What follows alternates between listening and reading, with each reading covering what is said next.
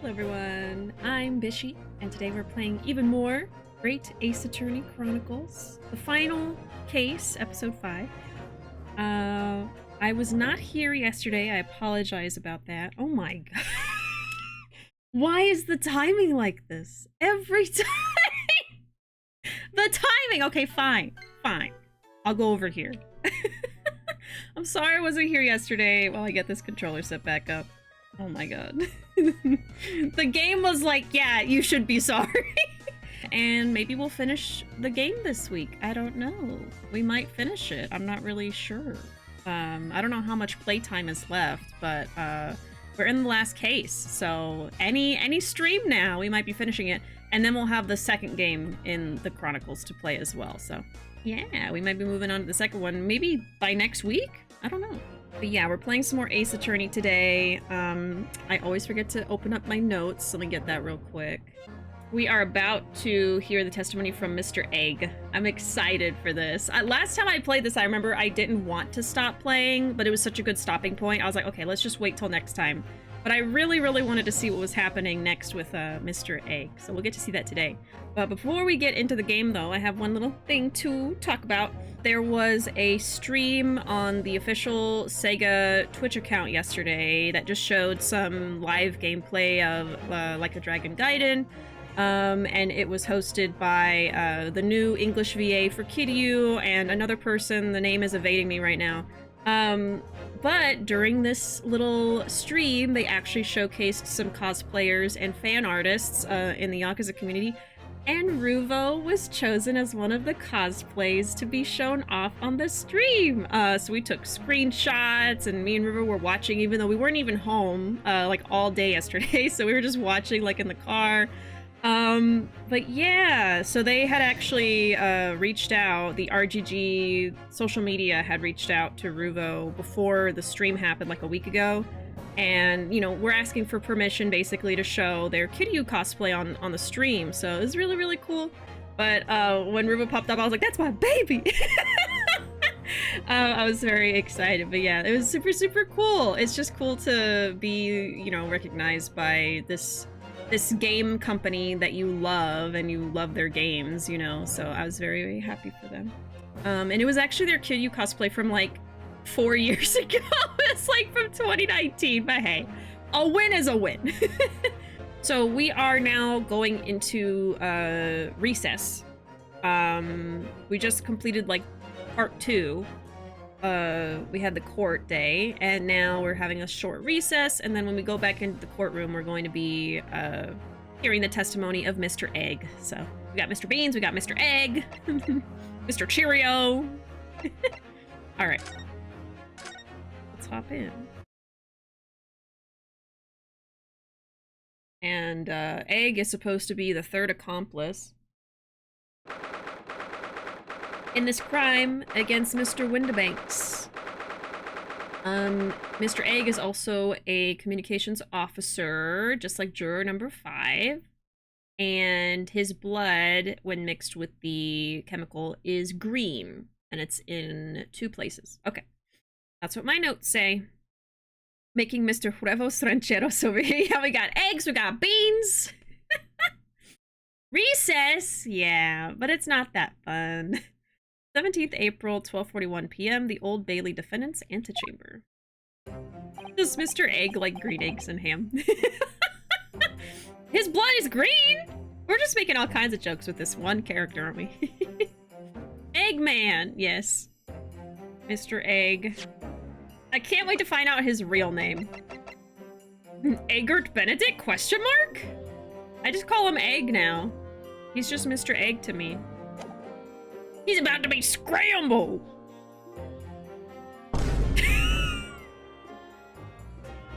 Gina, how are you holding up? I'm starting to feel quite warmly towards her frequent cold shoulders now. Sorry, I hit the mic. Jenny, are you alright? Why aren't you saying anything? What's the point, eh? Why go to all this trouble and fight so hard for the likes of me? What? Well, you saw it, that picture. What picture? Oh, you mean this? A photograph taken by Hurley's red-handed recorder. Well, I didn't think it would have captured a scene like this, that's for sure.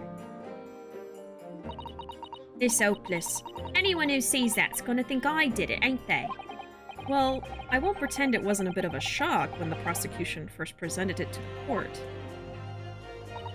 Surely you've gotta have your doubts about me now. You can't think I'm still innocent. Of course I can. Ginny, why don't you talk to us? Tell us what really happened that night. Eh? Ruuuvo's cleverly managed to piece together a lot of new information, but still, we'd really like to hear it from you.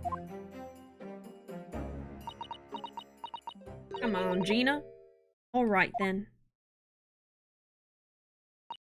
It was after we'd had that dinner together at your place, right, Iris? Then we all had a chat up in your office, didn't we? Yes, I remember.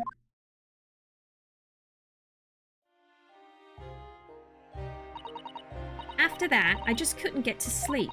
So I slipped out and went down the street to the 221, to Windibank's place. I had to know if Iris's story was there or not. Oh, sorry. If Iris's story was there or not? The Hound of the Baskervilles. Hey, gnomes, welcome. Would you say he's the deviled eggs? Maybe. Maybe. We'll see how evil he really is. If Iris' story was there or not, the Hound of the Baskervilles. I don't know what it's about or nothing, but if you ask me, there's something in it that Sholmes don't like. Something what he don't want people reading. That's why he lied to Iris about sticking it in lug with Windibank for safekeeping. At least that's what I thought at the time. So you broke into Windibank's? I just had to know if it was there or not. I mean, I had no idea all that was going to kick off, did I? I struck the lock and snuck inside. It was dark as you like in there, so I gave the oil lamp on the counter a bit of a wick, and that's when... What do you think you're doing? Ah! I nearly died, I did, and next thing I knew...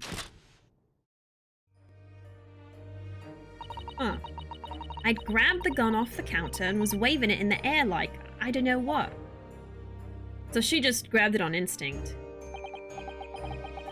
You're the girl who was in here this afternoon. I didn't think pickpockets went in for armed robbery. The mantle script. Have you got it here? Sholmes, leave a load of papers with you. A story. I beg your pardon? The Hound of the something or other. If it's here, I want to see it. I'm sorry, young lady, but I'd sooner die than relinquish an article belonging to one of my customers. Oh my goodness. Data, welcome back. Howdy. Thanks so much for these raids. I really appreciate you. Welcome in, y'all. You're always playing something different. Oh my goodness. You're playing Agatha Christie games. I haven't played any of them, but I've always wanted to. I think I might have seen a playthrough of one of them a long time ago. Maybe. But I hope you had a wonderful time. Thanks so much for the follow, Miso. Thank you. Welcome in, Phila, as well. Welcome in, Data, of course. Welcome, y'all. My name is Bishi, if you're new here. I play all kinds of games here. Thanks so much for the follow. Chrono, thank you. I play all kinds of games. Currently, I'm just playing the Great Ace Attorney Chronicles. We're also in the final case. I don't know if I'll finish it today, but I'm also streaming tomorrow, so I could very well finish it today or tomorrow. I'm not sure. But this is the final case of the game, and then there's a second game in the Chronicles after this, so we'll see. You're at a fun part of the game. Yes, we're at the last case, and we're finally learning what's going on here, so it's getting more and more interesting. Yeah, welcome in. Thank you so much for that raid. Hey, Croissant. Doing great. We love them Victorian gay lores, of course. Of course. I can't wait to see more Vampire Daddy later. Yeah, we're in a recess between, you know, court drama, and we're learning the accused side of the story right now. Yeah, having a great time with Ace Attorney currently. But I also play Resident Evil, Yakuza, Pokemon, Zelda sometimes. Stuff like that. All kinds of things. He's not vampire daddy, he's vampire father. What's the difference? What a weird thing to correct. Vampire father. Why can't he be a daddy? Huh? What's wrong with that? You know why I call him vampire daddy? Because people want to call him daddy. That's why. Father's more British.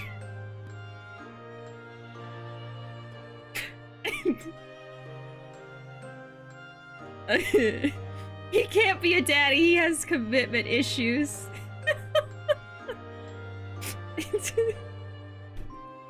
God damn. Vampire Peepaw. He's not old enough to be a grandpa. Vampapa. Vampapa is pretty good. That is pretty good. He's like 3,500 years old. That is yet to be confirmed. We're talking about, oh my god. I don't even remember his name anymore because I just call him Vampire Daddy now. Van Zeeks. He's just Vampire now. Vampire Father, Daddy, Vampapa, whatever you want to call him. Oh yeah, Vampire Papa. Sorry, Wolf said it first. I saw Vampapa. Vampire Papa.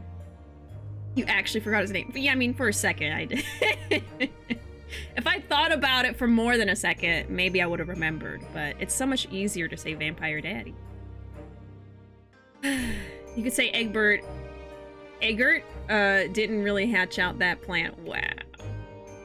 Wow. There you go. Vampire Daddy is always a highlight. It really is. It really is. Let's see, I'm trying to see if I missed any messages before the raid came in. That photo was taken at the worst possible time. Yeah, it's just terrible timing. It's just awful timing for poor Gina. I call him Van Stinks. Close enough. Okay, Winterbank says, I'd sooner die than relinquish an article belonging to one of my customers. I don't want it. What would I do with it anyway? I just want to see it's here, that's all. Oh, you want to see it, do you? I want to know if Sholmes really pawned it here or not. Please, just let me see it and I'll go. Oh, very well then. But for pity's sake, stop waving my gun around, would you? Yeah, see, they were totally fine. Then the old cove unlocked the storeroom door and we both went inside. And it was there, all right. The mantle script. Sholmes weren't lying after all. You did all that just to check for me, Ginny? Anyway, then there was a bit of a kick-up out in the main bit of the shop. The Skulkin brothers arriving on the scene, yes. What was that noise? Someone's breaking in. Dear me, is there some burglars' convention here tonight that I don't know about? I think I forgot to shut the door behind me, sorry. I'd better go and take care of it. Could I possibly have my gun back? Oh, well, I'll come with you and... Now don't be foolish, young girl. You must stay right here. Don't leave this room under any circumstances. And with that, he took the gun out me hands and walked back out into the shop. I hung back in the storeroom like he said, straining me ears in the dark to hear what was going on. It sounded like they got into a bit of a scrap. I started to think I should help, see? So I was just about to go out the storeroom myself when... Bang, bang. Uh-oh. I heard a couple of shots go off. 2, I think. Almost at the same time. And then there he was, right at me feet, lying face down on the floor. I was right next to the storeroom door, so I slammed it shut and locked it quick as you like. Because you thought whoever had shot Mr. Winterbank might come for you? Yeah. So I went to grab the old cove's gun. I figured I'd put up a fight at least. When I got a better look at him, I knew.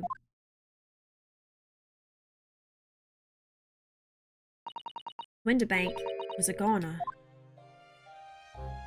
And she fainted? I felt funny in me head all of a sudden. Kinda dizzy.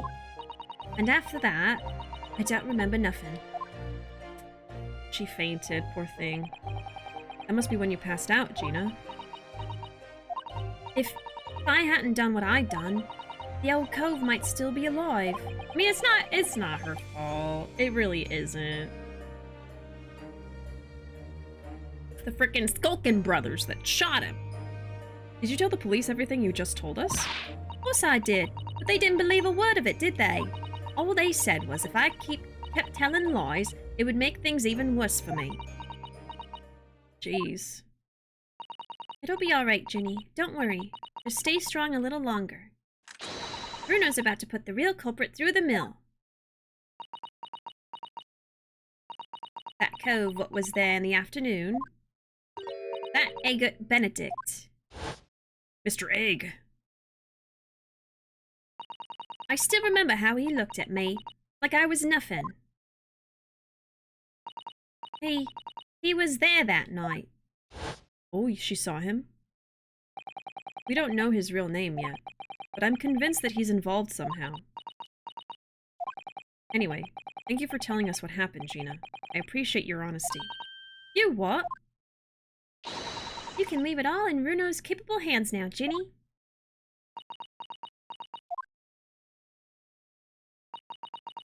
Mr. Ruuuvo. Yes? How come you trust me? I don't get it. I mean, have you forgotten what happened here before? Come on, it was only 2 months ago. Me and McGill did. We told you a whole pack of lies. And you got the bog trotter off with him, even though he was a killer. No, I could never forget that. Oh. I did what I thought was best at the time, but the pain of that error of judgment doesn't get any easier to bear. Still, don't forget that I also made you a promise. I told you that I'd be on your side to the bitter end, no matter what. But what if I'm lying? You could be working to get another killer off the hook for all you know. I was once in your position, Gina. I was the accused in a trial. You were? Before I left Japan, I was accused of murder. And strange as it might sound, the circumstances of the crime were pretty damning. I was sure that no one would believe it wasn't me who had done it. Oh, Ruuuvo. But there was one person who stood up for me, who believed in me and was prepared to defend me. My best friend. Every time his theme plays. Oh my god. Ryunosuke, no one believes in you more than I do. Leave this to me. All you need to do is put your faith in me, and I'll do the rest. I was so happy I cried. But even then, somewhere inside me, I couldn't help thinking, surely he doesn't really believe in me. Not completely. But I was wrong.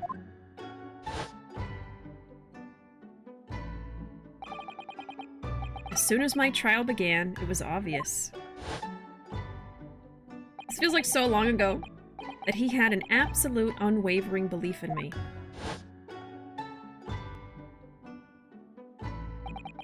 And in turn, I developed an absolute unwavering belief in him.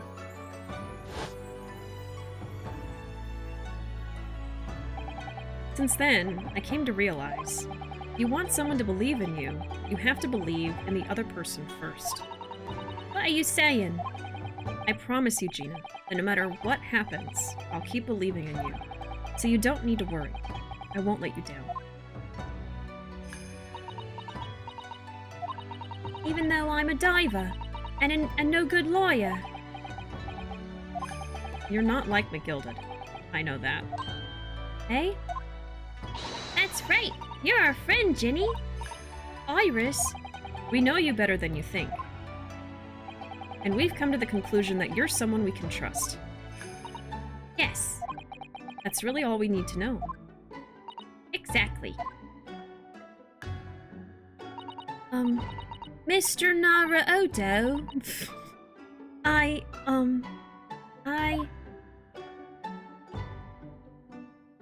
Aww. Oh, Gina. This poor kid. Defendant Gina Lestrade and her legal representative. Impeccable timing, of course, as always. Court proceedings are about to resume. Please head into the courtroom immediately. Yes, of course. Thank you. Alright. Oh boy. It's time! I wonder if this is the last part. I don't know. We'll see. Catch up with chat here. Oh yes, BurgleCon. The best convention ever. Full of criminals. Narrow Oda. Narrow Oda. Hey Dan, welcome. Rip Katana boyfriend. You were a real one. He really was. Like, I barely got to know him, but I loved him immediately. He was such a good character. Of course they would do that to me. Kazuma's theme is like a katana through the heart, especially the slow version. Oh. That wasn't... Was that the slow version? I've got to listen to the whole soundtrack once I'm done with the game. Wasn't it like 5 months ago? Yeah, I think I started in... I think I started this game in May? How long ago was that? It's honestly, in the grand scheme of things, not too long ago, but it feels like forever ago. As soon as it began, it was obvious. Kazuma was so damn hot. Accept our friendship, Gina. You have no choice. Your closed captions translate Nara Odo to Naruto. I'm okay with that.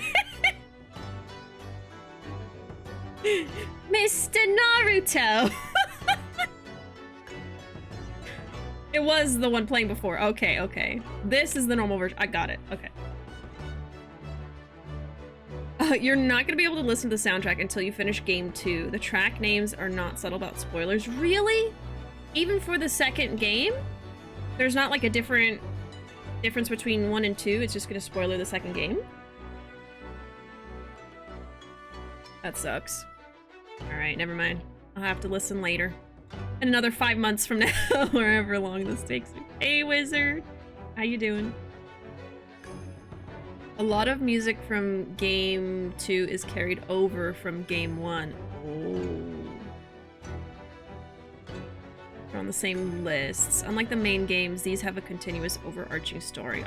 Oh, okay. Well, thank you for telling me. I probably would have looked it up and gotten spoilered accidentally. Okay. I will avoid the OST. I'd been both a defendant and a defending lawyer in my time, so I knew only too well just how hard it was to put all your faith in another. And I also knew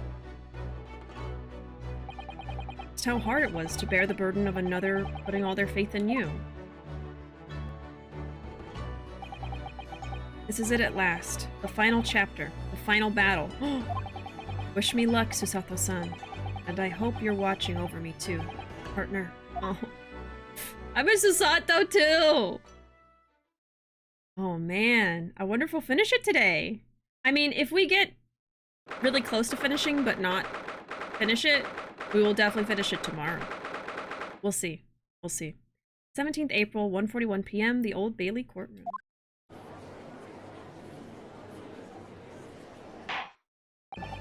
I hereby call this court to order as we presume the trial of Miss Gina Lestrade. Lord Van Zeeks, have you successfully subpoenaed the witness? The subpoena was delivered to the communication station where the man works immediately, my lord. However, the heavy rain has delayed the arrival of his carriage, it would seem. I see. Then let us turn our attention to Inspector Gregson's precis of the case heard by the court this morning.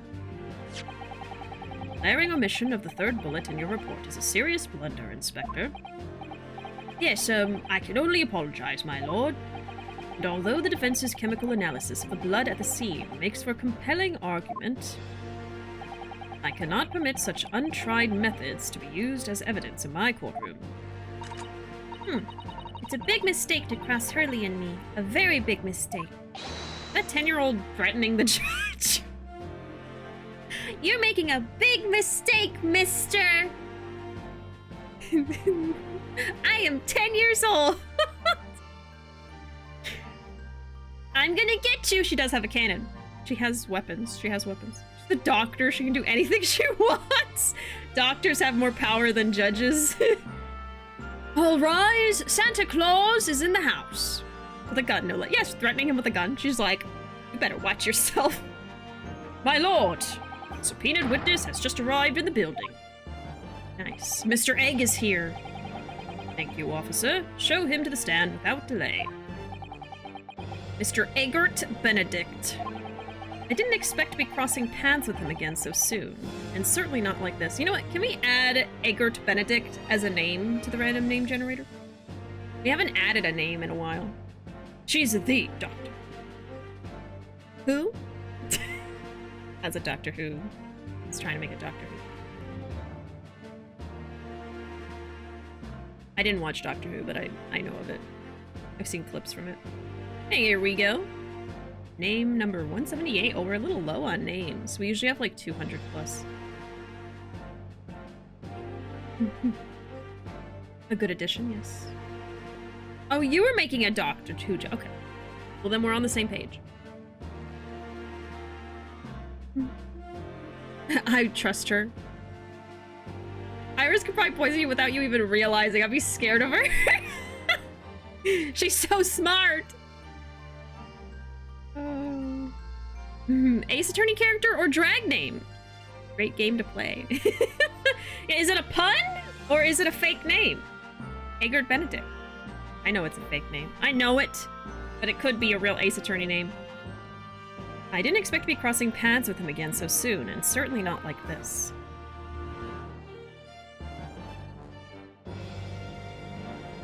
There we go, all three together. Now I wonder if he's their brother. Thank you for complying with the court subpoena at such short notice, sir. But of course, my lord. As an upstanding member of London society, it is my pleasure to oblige. Now kindly state your name and occupation for the record. Ashley Graydon. Oh, AG? That would fit. Communications officer. Mr. Graydon and I both work at London Central Communications Station. Now, perhaps somebody would kindly explain what all this is about. You were apprised of the situation by the court officer on your way here, I presume? Yes, I was. Something to do with a murder that took place at a pawnbroker's on Baker Street. And some nonsense about me having been there on the night in question. That is the accusation indeed. This really is beyond a joke, you know. Very well. Without further delay, the court will hear your testimony now, Mr. Graydon. Will respond to the accusation made against you under oath. Oh, there he goes. Gladly, my lord, gladly. Mario, Luigi, and their brother Egg. The accusation. I want to see... Does his real name have a pun at all? Ashley Graydon. I don't think so. It's like a super normal sounding name. Eggert Benedict to Ashley Graydon. Wow. Ash Gray? Oh, Ash Gray? That's the pun? I guess. Ash is gray. Alright. I see it, but it does not impress me. I can't wait to see him lose his cool, I know. If they're all related, A got all the Victor genes. AG is silver. Ooh, there we go. That impresses me. Now that's a good joke. Now that's a good pun, name, reference, whatever you want to call it. That's a good one. Alright. Fair enough for you and Ashley in these trying times. Ashley! Leon! Naturally, I have occasion to make use of pawnbroking services from time to time. But are you seriously suggesting I colluded with these thugs to break into the place on the night of the murder? I have no intention of admitting to such an outrageous accusation, even if certain parties here present claim that my blood was found at the scene. Some Scaramouche detective's homebrewed tincture can hardly be taken as serious evidence. So, deny the accusation completely, do you? I must say, I am dismayed. For the highest court in the land to be swayed by the self-professed detective's toy. It was the will of the jury, and our great British justice system demands that the jury's will is upheld. Then it would seem we have the misfortune of a most inept assembly of jurors today. By golly. How long am I expected to be detained here? If, following the defense's cross-examination, your involvement in this matter has not yet been established, you will be free to leave immediately. Good. Then I shall be away in time for afternoon tea. Some small consolation at least. Let us not hold up Mr. Graydon any longer than necessary, counsel. Proceed with the cross-examination. So, we meet again, Mr. Eggert Benedict. I'm still gonna call him Mr. Egg. Or is it Mr. Graydon? My apologies. You are... Oh, I'm sorry. Who are you? What a jerk. Bishi, I'm disappointed. I have not heard you reference Sapelli even once after seeing this man's drip. Fake Jojo, fake confirm. Listen. The hat isn't right. Just because he's got a top hat. No. Not close enough. Not close enough. Scaramouche, Scaramouche, can you do the fandango? Thunderbolt and lightning, very, very frightening me. Galileo. Now chat has to say Galileo. We'll go back and forth, and it'll take like 2 minutes because of the latency. Insult the jury, great strategy. I know, I was just thinking that, like, it's not gonna... Galileo! Galileo Figaro! There's like 5 Galileos in chat, so I really could just keep going back and forth. Mr. Eggy Weggy! Oh, I love the little Galileo. Oh my god. Magnifico! I'm just a poor boy. Nobody loves me. Your turn. He's just a poor boy. Next line. From a poor family. They're just a poor kid. From a poor family.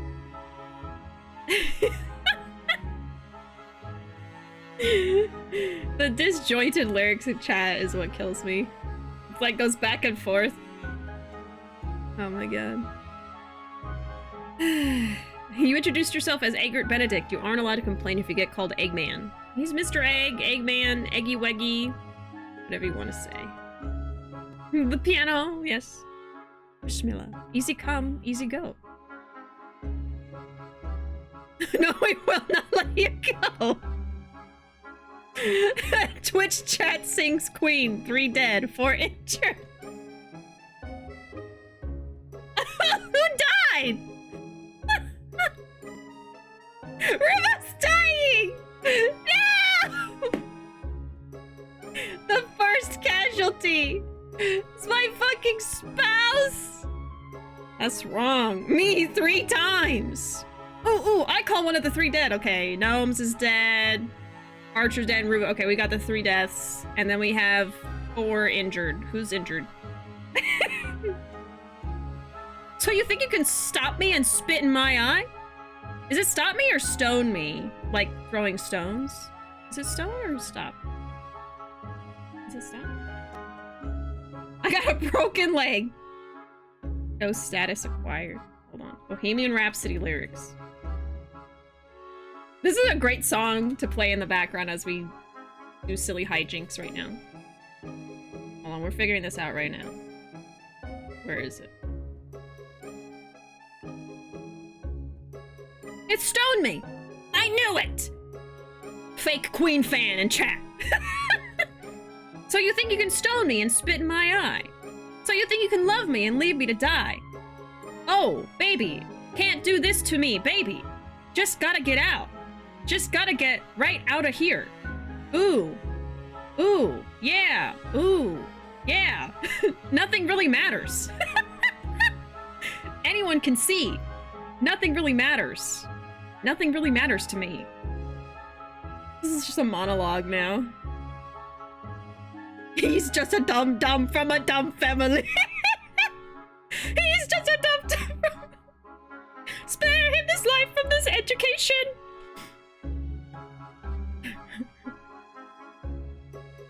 Bohemian slam poetry. This is not the song for slam poetry. Mama, just killed a man. Put a gun against his head, pulled my trigger, now he's dead. Mama, life had just begun. But now I've gone and thrown it all away. Mama, ooh, didn't mean to make you cry. If I'm not back again this time tomorrow, carry on. Carry on as if nothing really matters. Too late. My time has come. Send shivers down my spine. Body's aching all the time. Goodbye, everybody. I've gotta go. Gotta leave you all behind and face the truth. Mama. Ooh. Any way the wind blows. I don't want to die. I sometimes wish I'd never been born at all.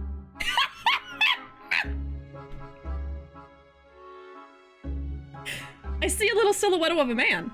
Scaramouche, will you do the fandango? Thunderbolt and lightning.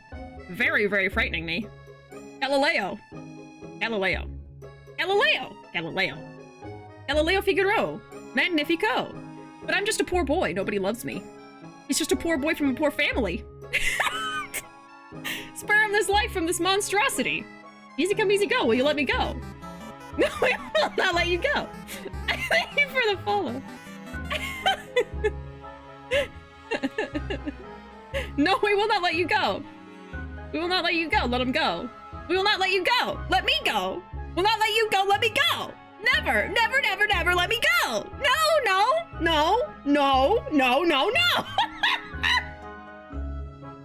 Oh, Mamma Mia. Mamma Mia, let me go. Beelzebub has the devil put aside for me. For me. So you think you can stole me and spit my eye? You think you can love me and leave me to die? Baby, can't do this to me, baby. Okay. Yeah, the snapping, thank you. Oh my god. There's a movie where someone does that? There's a movie where someone goes back in time and just recites a Queen song as poetry. That is so funny. It is poetry. I mean, come on. I love Queen. Yeah, big pentameter, yes. Beautiful prose. Yeah, the finger stabs from the Goofy movie, yeah.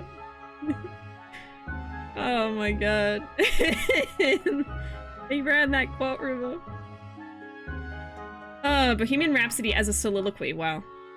Wow. Woo! That was good. That was good. I just want to do that with all songs now. That was so fun. Any more injuries?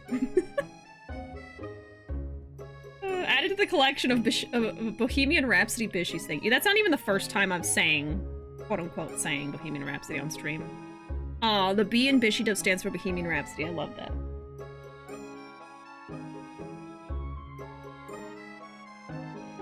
Sounds like Bill and Ted. Oh my god. Might be Bill and Ted. Ooh. Bill and Ted wouldn't be cultured enough for that? Wow. Shots fired. Oh yeah, I love Bohemian Rhapsody. I mean, I was reading the lyrics, so I couldn't, like, remember every word in my head just speaking it, but I do know it by heart singing it, so. But they are musicians. I get 50-50, yeah, I don't know. Wayne's World. Wayne's World. Okay. That was a nice little Queen break. Back to Ace Attorney. My apologies, you are? Just a poor boy from a poor family. Ryunosuke Naruhodo, defense lawyer. We have met. If you say so. Ashley Graydon. Enchanté. So. Thanks. I trust we can conclude this quickly. But I'm not holding your flashy hat while we do. I almost said fleshy. Now, if the hat is fleshy, we can put him in jail now. He's got a hat made of flesh. Put him in jail. I'm not giving the hat back. You imagine how expensive the hat is? I'm gonna take it to a pawn shop. You're never seeing it again. Throw it back! Start a game of Frisbee! Man. It was all a setup for that marvelous joke. Yeah, exactly. I thought that far ahead. Now that we're done with our regularly scheduled Bohemian Rhapsody interlude, back to lawyers. Back to lawyers. Alright, I have occasion to make use of pawnbroking services from time to time.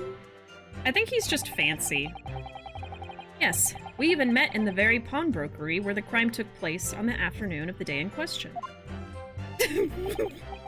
Is he gay or European?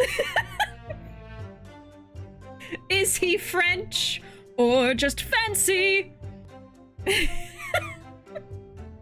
Though, of course, you introduced yourself by a different name at the time. Yes. The answer's just yes. Oh, it was Mr. Ager to Benedict, I believe. Tell me, what made you... The witness is here to testify about events that took place that night. He is under no obligation to answer such unrelated questions. You can't be serious. Thank you, because I certainly do not feel inclined to answer such an inappropriate question. So he's going to be evasive, is he? In an effort not to give anything away. This could be tricky.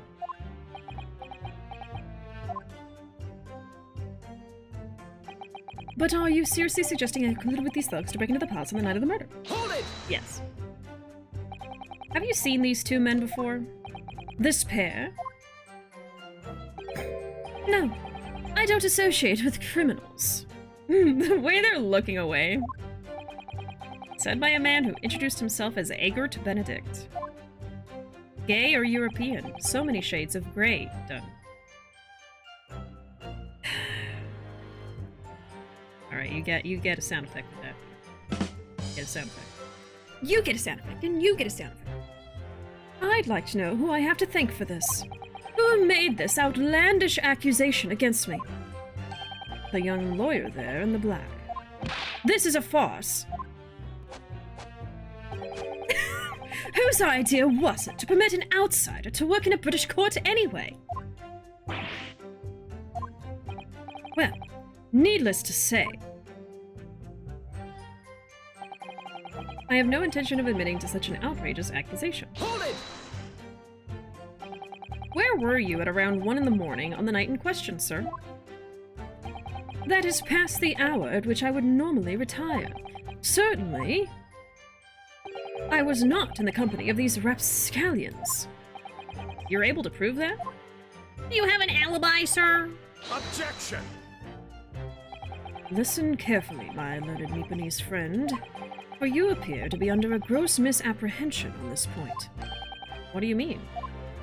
The witness maintains he was not at the scene of the crime. He has no obligation to prove his absence.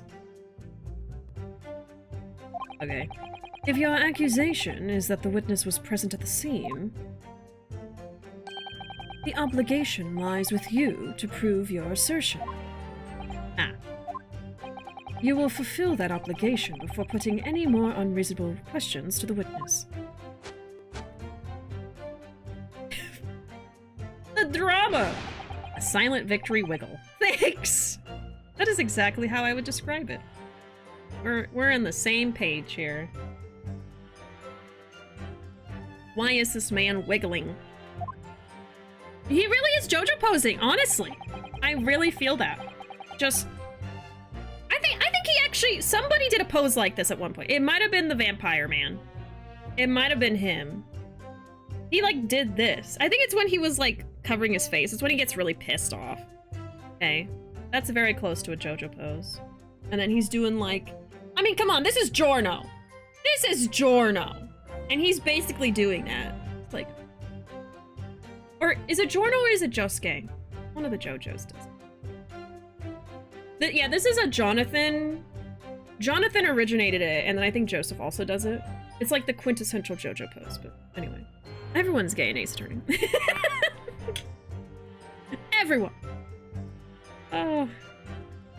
Yeah, at the very least he's voguing, which is basically JoJo posing. If certain parties here present claim my blood was found at the scene. Hold it! Blood was found at the scene of the crime. There's no question of that. Mr. Sholmes' chemical analysis has positively identified the substance as such. But I am not the only human to have blood running through my veins, am I? How can you be sure that the blood is mine?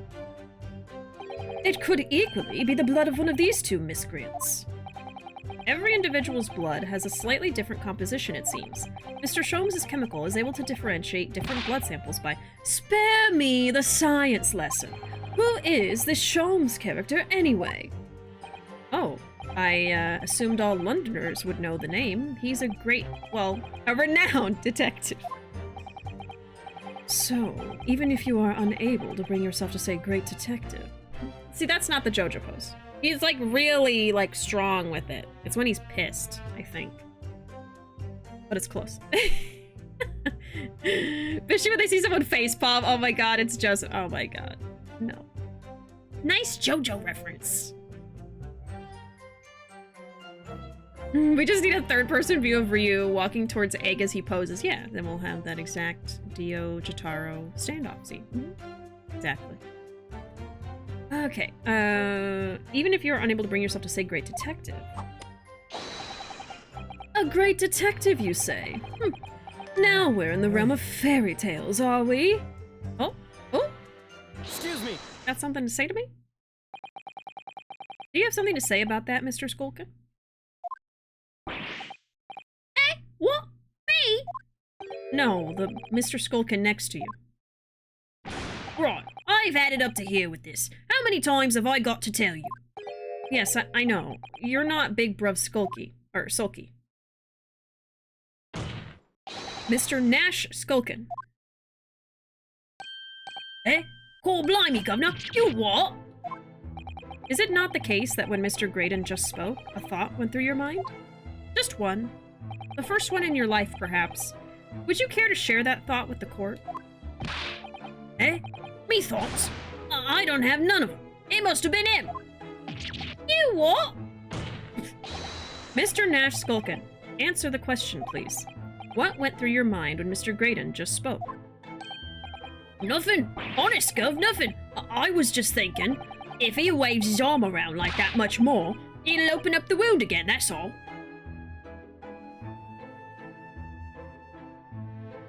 What wound would that be? What wound? Where he took the bullet, of course. It was only 2 days ago. It ain't gonna be healed up yet. So I was, well, you know, I was worrying for him and...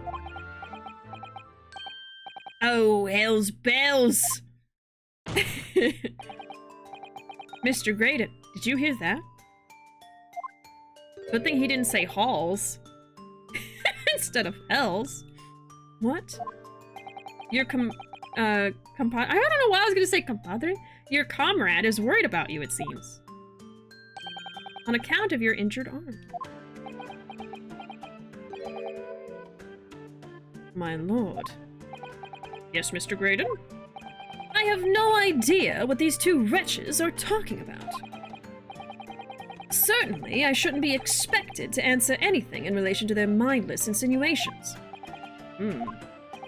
We know that someone other than the victim was hit by a bullet at the scene of the crime 2 nights ago. And from the height of the bullet hole in the wall, that person was likely hit in the upper arm or thereabouts, which is where he's holding himself. Ooh! Perhaps you'd allow a court official to examine your arm, sir? The left arm that you're currently clasping with your right hand as if in pain. No. I refuse. Ooh. You have shown no evidence whatsoever that links me to these common thieves. Accordingly, I am not obliged to permit any such invasion of my privacy. Right. As I've already said, I'm completely uninvolved in all this. I've never had anything to do with the pawnbrokery where this fellow was killed whatsoever. I take offense at the insinuation that I was in any way involved. You claim to have had nothing whatsoever to do with Mr. Wonderbank's pawnbrokery. My lord, the defense would like that last statement to be added to Mr. Graydon's formal testimony. That's what we're gonna get him. Very well, counsel. Continue with your testimony, Mr. Graydon.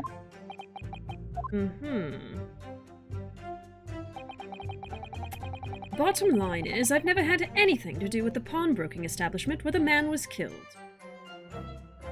And that was a lie. Did we press on everything yet? I don't know. We're just gonna press on the last one.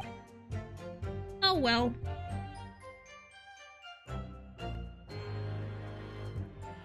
You could not be any more conspicuous, I know.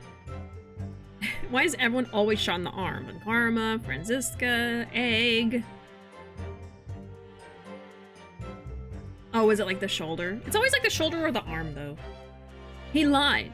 Like a liar would. Just a silly little guy. You what? That's probably the funnest thing to say with like a British accent.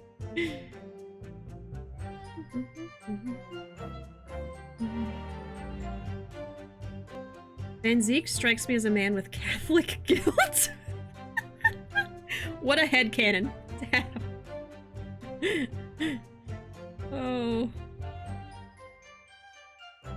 Narrative parallels. Whoa! I've never seen that before. You what? 1v1 me, mate? Yeah. Oh, Lord. Okay, I've never had anything to do with the pawnbrokery establishment where the man was killed. Hold it! Never had anything to do with it?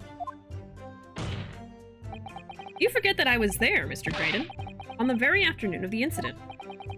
Obviously, I'm not a complete stranger to the pawnbrokers. I'm currently on the lookout for an armchair to finish my study. Objection! No, you were there to redeem an article. I have no idea what you're talking about. Excuse me. Do you have something to add, Inspector? Eh? Come again, sunshine. You were there too, in fact, weren't you, Inspector? That afternoon. Well, yes, I do remember meeting yourself and the pawnbrokers that afternoon. You, your young Japanese assistant, and the accused were all present, as I recall. And at that time, this witness, Mr. Graydon, was trying to acquire a particular article. Well now. I'm afraid I don't remember too clearly. What? But you must. I'm not going to lie and pretend I remember something that I don't. What's going on here? Rexy showed us a picture before, didn't he? You know, from the cameras that Hurley installed in Windibanks. Yes, of course.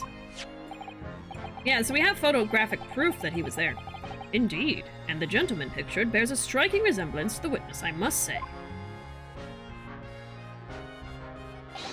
Exactly, which proves that Mr. Graydon was in the shop on the afternoon in question. At no point have I denied that fact. I merely entered the shop to peruse the articles on sale and have a word with the broker. Nothing more. This makes no sense. I understand why Mr. Graydon might be trying to cover his tracks. But why would Gregson be trying to avoid giving testimony about what happened? That is odd.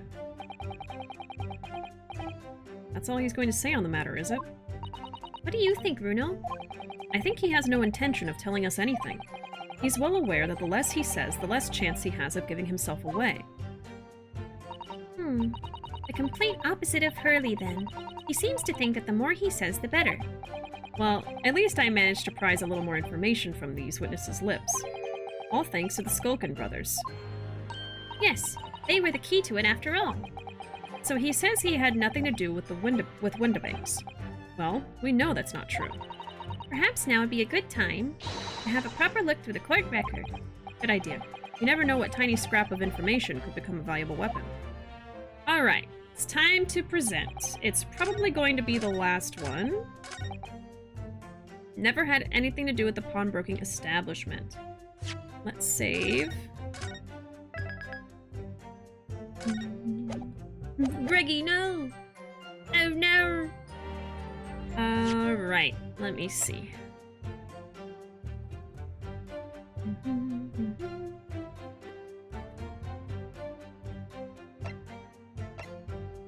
I mean, my first thought is the disc.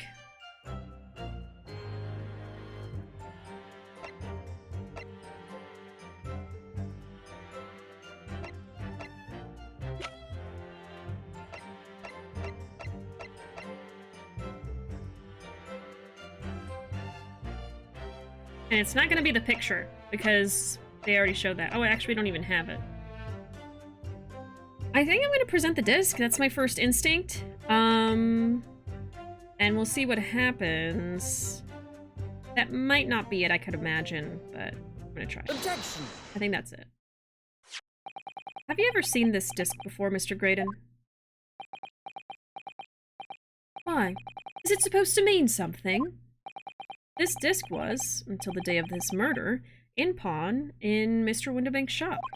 It was redeemed by the defendant, Miss Gina Lestrade, that afternoon. However, somebody mysteriously appeared to try to take it from her. And that somebody was you, of course. Wasn't it, Mr. Graydon? As I have reiterated numerous times now, you are mistaken. That was not me. I have never seen that disc before in my life. It may have escaped your notice, but there is a small smear of blood on the disc. Ah, yes, resulting from an abrasion of the thumb, perhaps. That's right. The surface of the disc is covered in hundreds of tiny metal bumps. In the skirmish to acquire the disc, the thumb of the person who tried to take it suffered minor lacerations. So, while the disc bears the remnants of that skirmish in the form of this smear of blood, the thumb of the person in question must bear the remnants also, in the form of a scratch. Good gracious! Indeed it must. Mr. Graydon, you refused to allow a court officer to examine your arm before. Are you now going to refuse to allow us to examine your thumb? Because I have no doubt that it bears a small scratch consistent with the smear of blood on this disc. Well, well. It would seem I underestimated you. What? What is the meaning of this? So you admit it now. You admit you have a scratch on your thumb from when you attempted to take the disc from the defendant? Ooh. Order, order! Well, Mr. Graydon? It would appear there has been something of a misunderstanding here. I did not attempt to take the disc, as you put it. No, quite the reverse. What are you trying to say? It's really quite simple, you see. The disc was mine from the outset. Is there some crime in taking an item that you own out of pawn? What? It would seem, Mr. Graydon, that in this piece of evidence, my learned friend has established a link between yourself and the incident. Accordingly, you will tell the court everything you know about this disc now. As you wish, though I'm quite sure it has nothing whatsoever to do with the pawnbroker's murder. I feel like a scratch on the thumb could be passed off as a coincidence. Well, maybe the scratch would be, like, really specific and look like it got scratched by the bumps on the disc or something? I don't know. But usually, yeah, you could just be like, I just got scratches on my fingers from work. I don't know. A box! There's a note on the disc saying for McGilded, but the item belongs to me. The redemption ticket was stolen from me by the accused, that filthy gutterling, on the day in question.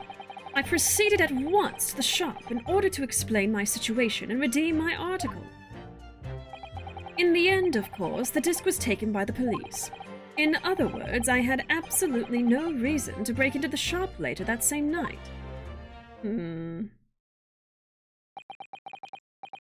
I remember in the beginning of this, he said that there was more than one disc, so I think maybe they broke in for the other disc. Did I hear you correctly, sir? McGilded, you say? A famous London philanthropist? Who perished in this very courtroom 2 months ago after being acquitted of a distinctly messy murder. Yes, my lord. The one and the same. Good lord. Mr. Graydon. Are you saying that Mr. McGilded and yourself were acquainted? Yes, that's correct.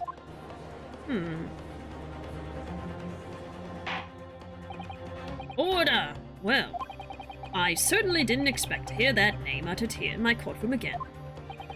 According to what Gina told us, this disc was placed in pawn on that fateful night 2 months ago.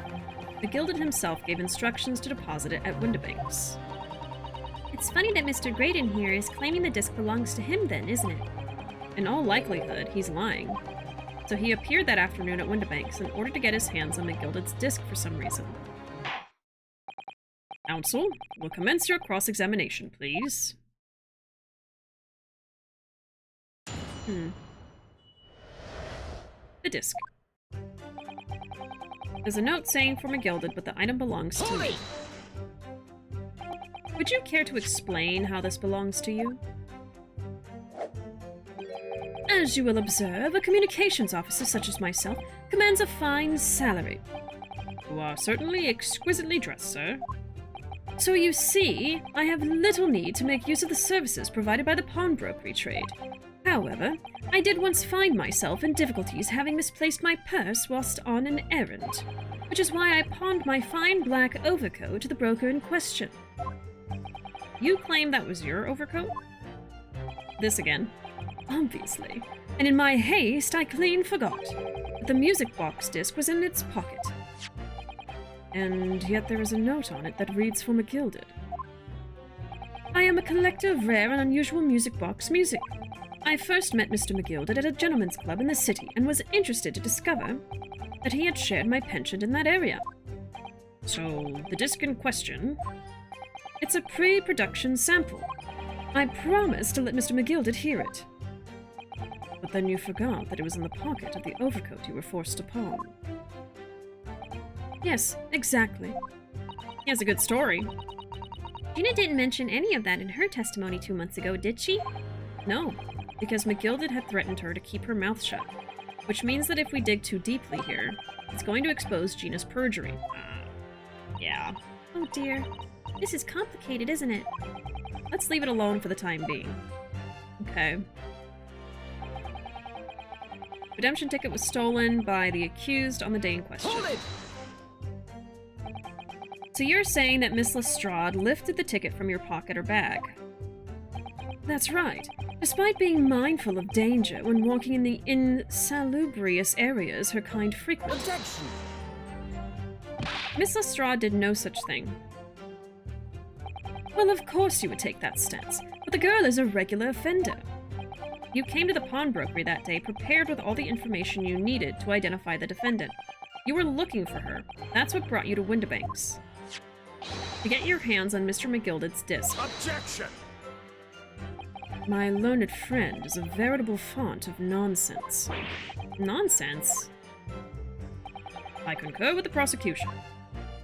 Counsel, you will refrain from conjecturing in this way. Is that clear? Yes, my lord. Then I will continue with my testimony for what possible use it can be. If it isn't the consequences of my own actions, yeah. And yeah, the coat very, very obviously did not fit him. And the fact that he's saying it was his again, it's like, oh lord, we gotta prove it again. I proceeded at once to the shop in order to explain my situation and redeem my article. Okay. Hold it! Had you ever been to Windibanks before? Only once, for the purposes of pawning something. But like many, I enjoy browsing in such establishments. So when you noticed the pickpocket had taken your ticket, you chased after her. Is that correct? Yes, that's right. I didn't notice at first, of course. Such is the art of the pick purse. But when I did, I headed to the pawnbrokery at once, in order to reclaim my coat before the thief could. I was merely trying to recover what was rightfully mine in the first place. He can say what he likes because he knows we have no evidence to contradict him on this. In the end, the disc was taken by the police. Hold it! Yes, it was taken by Inspector Gregson here, wasn't it? That's right. This was the very man. Apparently, the police are collecting anything that has a connection to Mr. McGilded as evidence. Excuse me. Is something wrong, Inspector? What do you mean? The last remark Mr. Graydon made in his testimony seemed to trouble you in some way. No, it didn't. It's nothing. Leave it alone. Let me ask you this, Inspector. Why is Scotland Yard gathering Mr. McGilded's possessions? I can't tell you something like that, Sunshine. What is it, Inspector? Investigative secrets. Yes, exactly. You should know all about that. Magnus McGilded, who died so unexpectedly after his trial 2 months ago. A man renowned throughout the capital for his great contributions to public life. Yet he had a dark side, too. Where are you going with this, Van Zeeks? I suppose the police are dealing with the aftermath of his nefarious activities, are they? That's enough. Coppers like me have duties to carry out that we're not at liberty to talk about. That's all you need to know. Duties confirmed by Lord Strongheart, I presume. The Lord Chief Justice appears to have great faith in you, Inspector.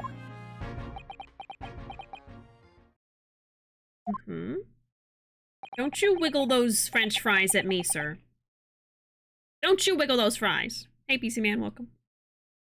The bottom line is, if you want to get more out of me, you're gonna need Lord Strongheart's paw print first. He has paws? No. What's all this about?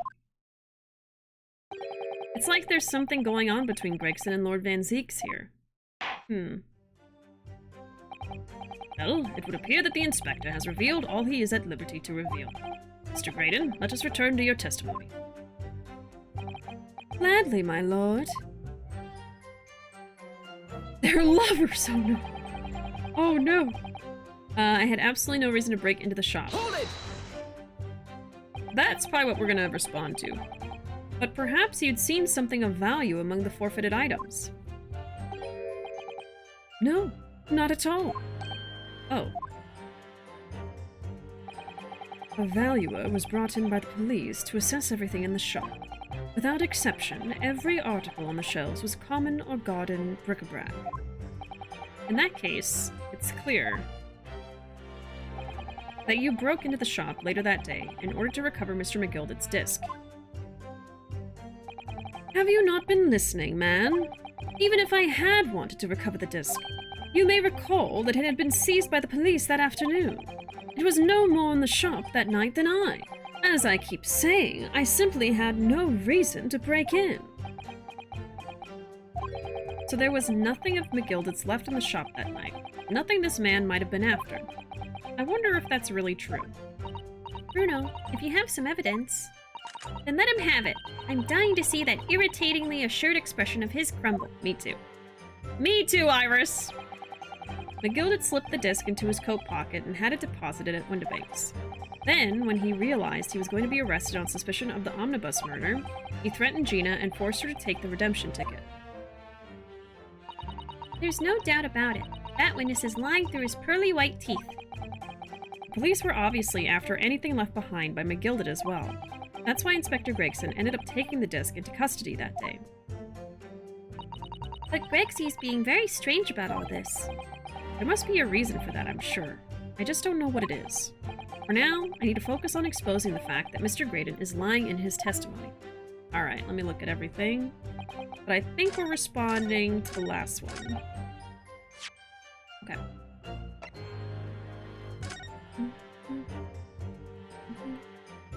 Yes. So there is more stuff from McGilded. There's a box. I think that's gonna be it. Because this is just the coat. Let me see what they say to this. Here we go. Mr. Windibank appears to have used the back of this photograph to write out a redemption ticket. He's written it very neatly, but still. Perhaps he ran out of paper, so had to use anything he had to hand. It's hard to know what's the front and what's the reverse side now. That's all he says. Okay. I think I'll present that. Because we were saying that there was nothing else of McGilded's in the shop, but there was. Yeah, I think that's it. Save. Just in case. Just in case I'm not right. It happened. Lord Strongyheart. Now I'm imagining him with cat ears. So, didn't we talk about a maid, Herlock Sholmes? Now we have Catboy Strongheart? Oh my god. Catboy, more like Catman. Okay. Objection! I think I got it. This disc was deposited at Windibank's on Magnus McGilded's instructions. You knew that, and you went there with the intention of obtaining it for yourself. Objection! Conjecture again. And in any case, the disc was taken into custody by the police that afternoon. The witness had no reason to visit the pawnbrokery again that night. Objection! Sorry, my learned friend, but that's not true. Ooh! What? Mr. McGilded had another article in pawn at Windibank's, as this second pawnbroker's ticket proves. There were 2 articles belonging to Mr. McGilded in Windibank's pawnbrokery, and the reason you broke into the shop that night was to recover the second one, together with your 2 accomplices, the Skulkin brothers. This is the second ticket, is it? What had the man deposited? The article description reads, 1 small box. Rather vague description, it seems to me. Are you suggesting that I broke into the pawnbroker with these clowns in order to steal some trinket box? I believe there are adequate grounds to suspect that you did. This is absurd. Why on earth would I do such a thing? Once the article had been forfeited, I could simply walk into the shop and purchase it. There would be absolutely no reason for me to resort to theft. That's a good point. Indeed. The witness makes a solid argument. That means that for some reason, this Graydon fellow needed the small box that very night, does it? Objection! It's time to put an end to this nonsense, my lord. Would you be a little less cryptic, Lord Van Zieks? I do hate to ruin my learned friend's argument, but the truth is quite incontrovertible. On the night in question, no small box was taken from Windibank's pawnbrokery. Well, because they were interrupted. And rest assured, the prosecution can prove it. What? Good gracious. Inspector, show the photographic prints to the court, if you please. Yes, sir. What prints? These prints were taken from one of the detective's security cameras. Ah, Burley's red-handed recorders again. As previously explained, using this plan of the shop layout, the victim's establishment was furnished with automatic cameras in 2 locations. Security cameras in the 1800s? Yeah! So Herlock Sholmes set up these 2 cameras in this shop, and they are just like, you know, the old-timey cameras that have film, and it just takes snapshots every 30 minutes. So it's like a security camera, but it's a every 30-minute frame rate, basically, is how they made that happen in the game.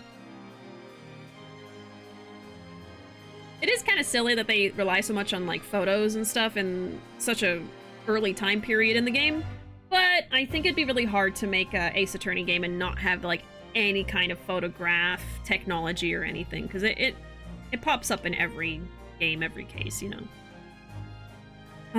One was set to capture the counter where Mr. Windibank received his customers. and the other was set to capture the shelves on which articles were placed for sale once forfeited. Owing to the information on this ticket, the gilded small box had been forfeited already, 2 days before the incident at 9 p.m. on 13th April to be precise, which means it would have been on the shelves of forfeited items in the shop front.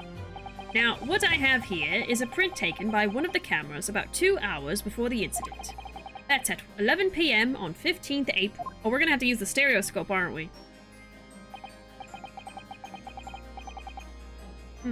Victim certainly had a very full shop, it would appear. My eye is getting drawn to the middle of the photo where, like, that red cloth is.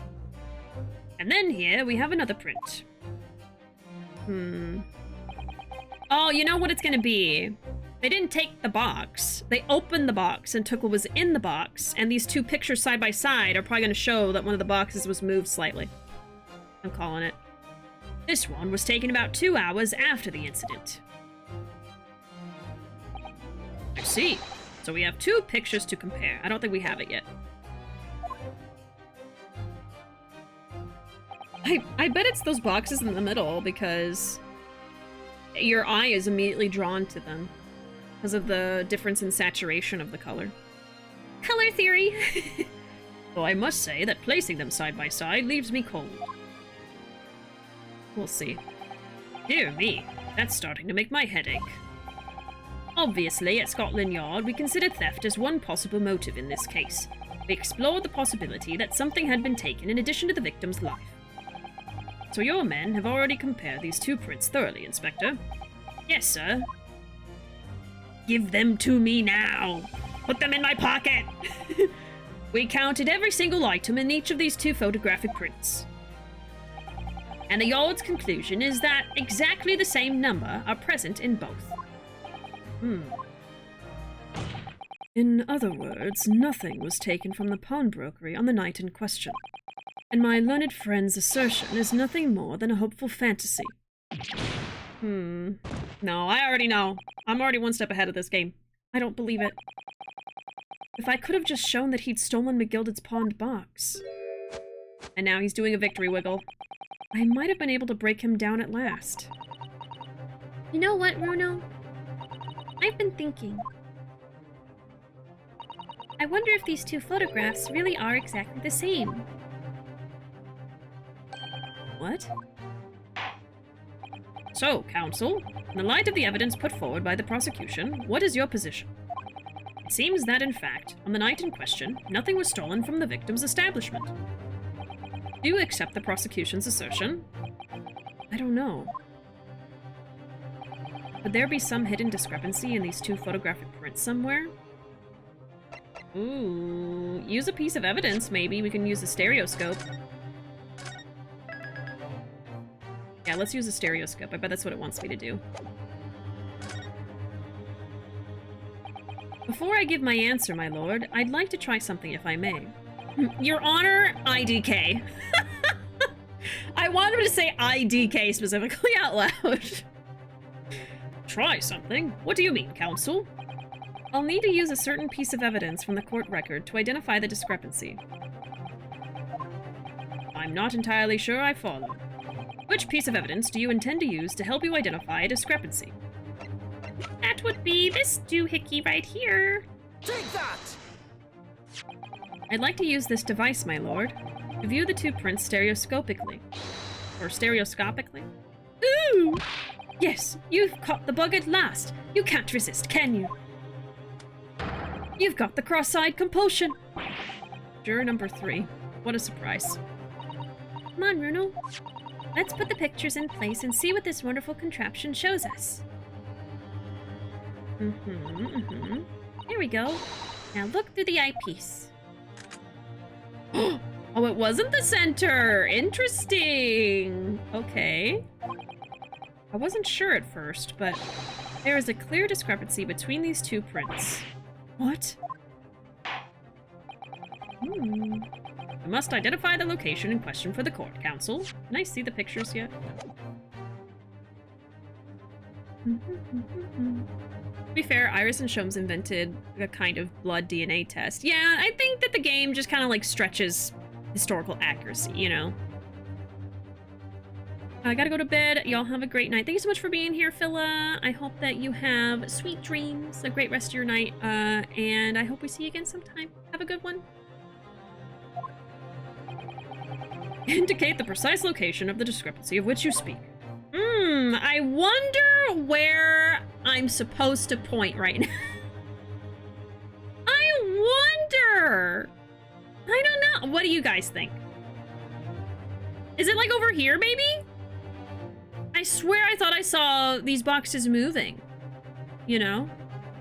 Maybe it's over here. You think so? Top left? Yeah, I was thinking top left. It's always top left, yeah. Imagine if you mess up at this part. Because I bet no one does, because it's so obvious. I wonder what their reaction is, you know? I don't want to do it, though. I don't want to be wrong. Even if it's to be silly. Green!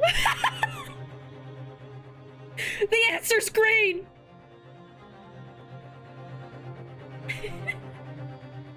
Take that!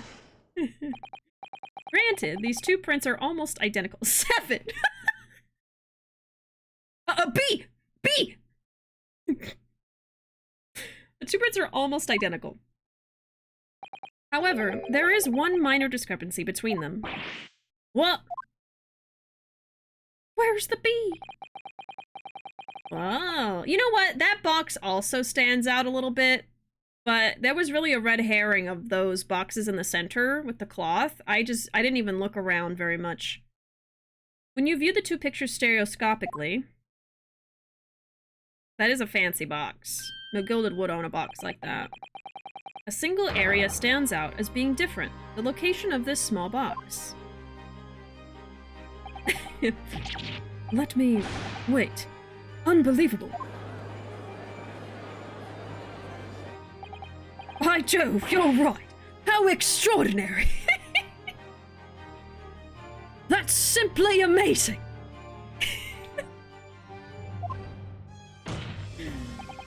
What this tells us is very simple. Mr. McGilded's small box was indeed not stolen from Windibanks on the night in question. We were robbed of a cross-eyed Van Zeke! That would have been so funny. He's such a serious character, they couldn't do it. They're like, we gotta make him hold the stereoscope.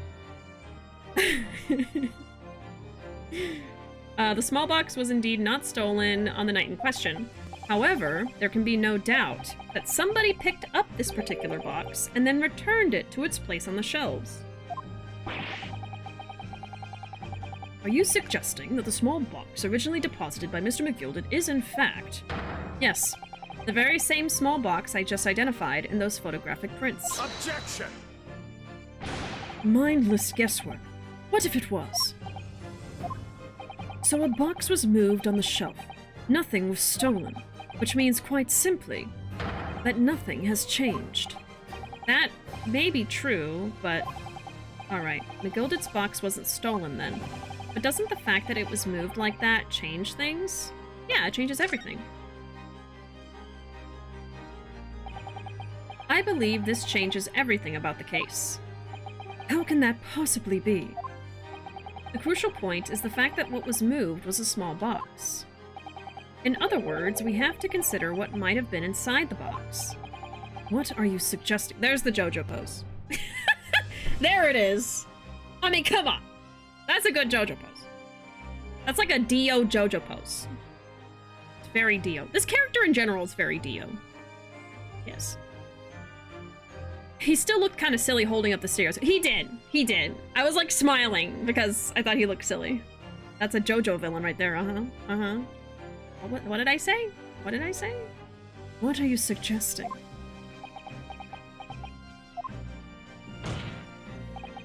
I'm suggesting that we need to examine that box as soon as possible. A vital piece of evidence is sitting on the shelves at Windibanks as we speak. Objection! That won't be necessary. Some little box belonging to a man who died 2 months ago can't possibly be relevant in this trial. Are you sure about that? Even his hair is Dio-esque. Yeah, his hair is kind of similar too, if it was blonde. It kind of reminded me of when fancy people hold opera glasses up to their face. Yeah, I see that. This court does not uphold your objection, Lord Van Zeeks. Ooh! Bailiff, arrange for an officer to go to Baker Street at once. Obtain the small box in question and bring it back here for further examination. Suck on that, vampire daddy! Suck on that! I do mean suck, because he's a vampire. I gotta catch up on the episodes of What We Do in the Shadows, I swear to God. That's like one of my favorite shows. And I haven't watched the latest season. We're gonna scramble Mr. Egg. We're gonna scramble his brains. We should have a report within half an hour. I think perhaps we should recess for a short while until the evidence is brought forth. Another recess? To be hoodwinked by such a farce. Disappointing. I beg your pardon, Lord Van Zeeks. This is nothing but a smokescreen. A Nipponese specialty, it would seem. What are you trying to say? My learned friend has persisted with the same line of reasoning from the very beginning. That this witness's intent was to steal an article belonging to Mr. McGilded from the pawnbrokery. Yet common sense tells us that none of the articles have value enough to be worth stealing in the first place. Exactly! It would be beyond absurd to break into a place for the purpose of stealing such commonplace property. Gonna make him crack like Humpty Dumpty! That's what's gonna scramble his brains, yeah. I call the swings this time! Darn it. If your lordship recalls, Mr. McGilded perished 2 months ago, immediately after the conclusion of his trial. A trial in which he was found not guilty. A trial in which it was established he was the upstanding member of society his reputation implied, in fact. So I propose a toast to my learned friend and his most insightful defense. The articles this upstanding member of society pawned were entirely ordinary. A black overcoat that just happened to have a music box disc in one of its pockets, and a small box. I assure you I wouldn't accept even if the man tried to make a gift of such things to me. You know, that does make rather a lot of sense. It's not as if it was gold or jewels, is it? Though goodness knows Mr. McGilded was rich enough. But you can't deposit cash at a pawnbrokery, I'm quite certain of that. Prosecution's argument is undeniably compelling.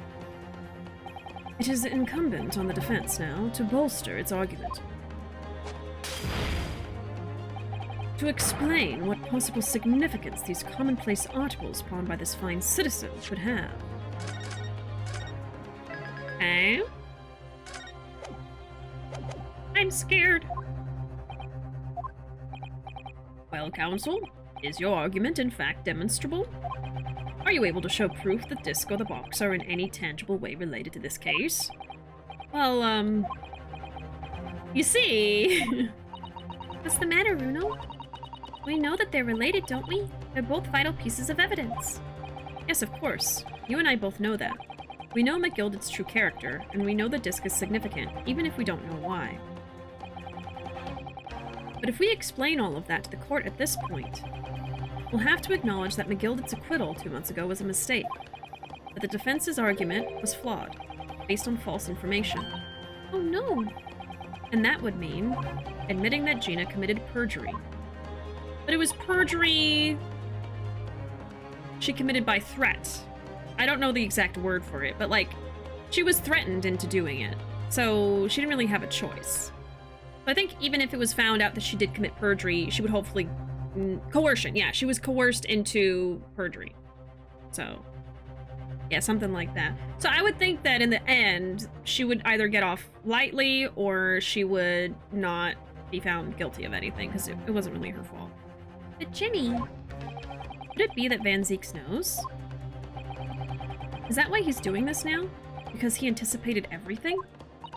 But maybe... this could be a great opportunity for us. Sorry? What do you mean, Iris? Well, what is it that you always say, Ruuuvo? Sooner or later, the truth comes out. Every time. Alright. The exact significance of the things that McGilda deposited with Mr. Wonderbank is something that only Gina can explain to the court. But if I put her on the stand to testify about that, it could critically damage our chances of winning this case. What's the right thing to do here?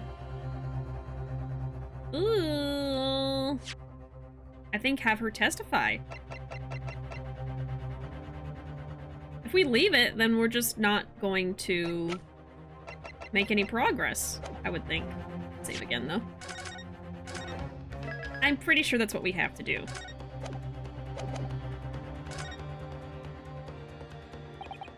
My lord, the defense would like to make a proposal. Oh, what proposal, counsel? While the court awaits the arrival of Mr. McGildat's small box, I would like to call the defendant, Miss Gina Lestrade, to the witness stand. The defendant? What end? It's to do with the various articles deposited at Windibanks by Mr. McGildat, my lord. Miss Lestrade has information relating to them. I believe it would be beneficial for the court to hear what she has to say. It will prove the significance of the articles in question once and for all. Well, well. Things are becoming interesting. I presume you've considered the implications of the testimony you're proposing. In particular, the impact it will have on the accused's standing, and indeed your own. I mean, could Rio really get him in trouble? Because he had no reason to believe McGilda did anything wrong. There was no evidence to show that he did anything wrong, but I have. Lord Van Zeeks, would you care to explain that last remark? The prosecution accepts the defense's proposal. I move to interrupt the cross-examination of the current witness and hear from the accused herself. Very well. You have no objection. Okay. So the court will now hear the testimony of the defendant, Miss Gina Lestrade. You witnesses currently in the stand may step down until further notice. You don't even have the hat on! He's still doing the... Did I just knock my glasses? I almost knocked my glasses off my face. He's doing the frickin' hat thing and there's no hat! And he made me hit my glasses. What a jerk. Then I shall bid you good day. Wait. You, sir, shall remain in the stand while Miss Lestrade testifies. Oh, interesting. As you wish. Alright then, Gina. It's time. I know this will be hard, but please, put your faith in me here. Good luck, Bruno. This is stressful. Alright, Gina. Presenting forged evidence, maybe? But he didn't know it was forged. You know what I mean? So I'm like, he didn't willingly go along with it. He had no idea, so I would hope he wouldn't get in trouble. The articles that Mr. McGildat had deposited in Windibank's pawnbrokery are intimately related with the omnibus case, the trial of which was heard in this courtroom 2 months ago. Yes, I remember this young lady being brought before me in that trial as well. That's right, my lord. Her testimony helped to establish the innocence of the defendant, Mr. McGildat. The omnibus case was intriguing, to say the least. And now, here we all are again. Same players in that trial, facing each other once more. A twist of fate, perhaps, my Nipponese friend.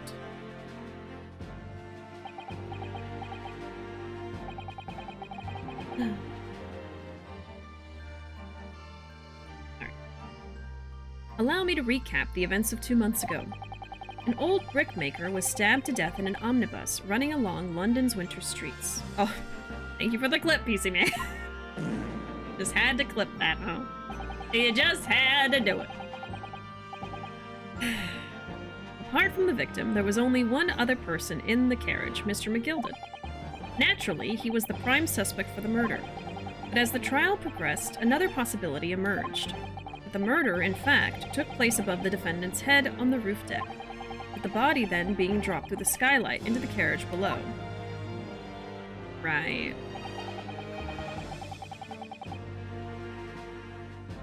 I realized, unlike the games before, all the court sections in this are done in one go.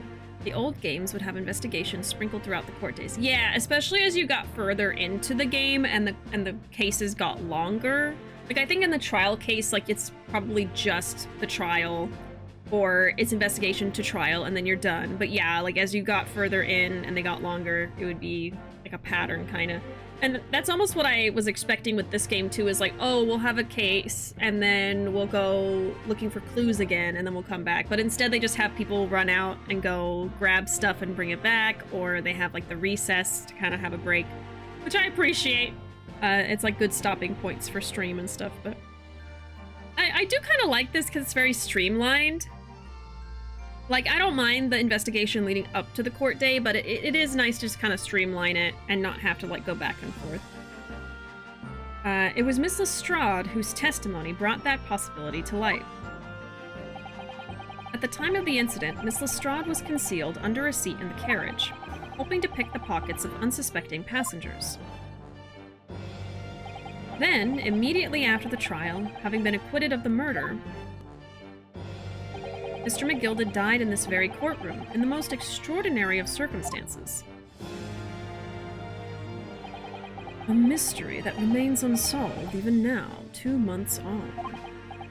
As indeed does the omnibus murder itself. Be that as it may, I recall neither the disc nor this small box being mentioned in the course of those proceedings. Miss Lestrade, would you tell the court now, please? What really happened in the omnibus 2 months ago, I mean? I don't know what you mean. I already said all of what I know. And what about everything you told us yesterday from inside your prison cell? Please, Miss Lestrade, this is extremely important. But remember, little girl, if it transpires that you willfully withheld information in the trial 2 months ago, the Home Office will seek to prosecute you for perjury. Willingly is the key word there. She did not willingly commit perjury. And naturally, you will lose all credibility as a witness. Although, let's face facts, you have little credibility to lose. And Ginny, don't listen to him. Please, you have to trust Ruuuvo now. Iris, we're on your side.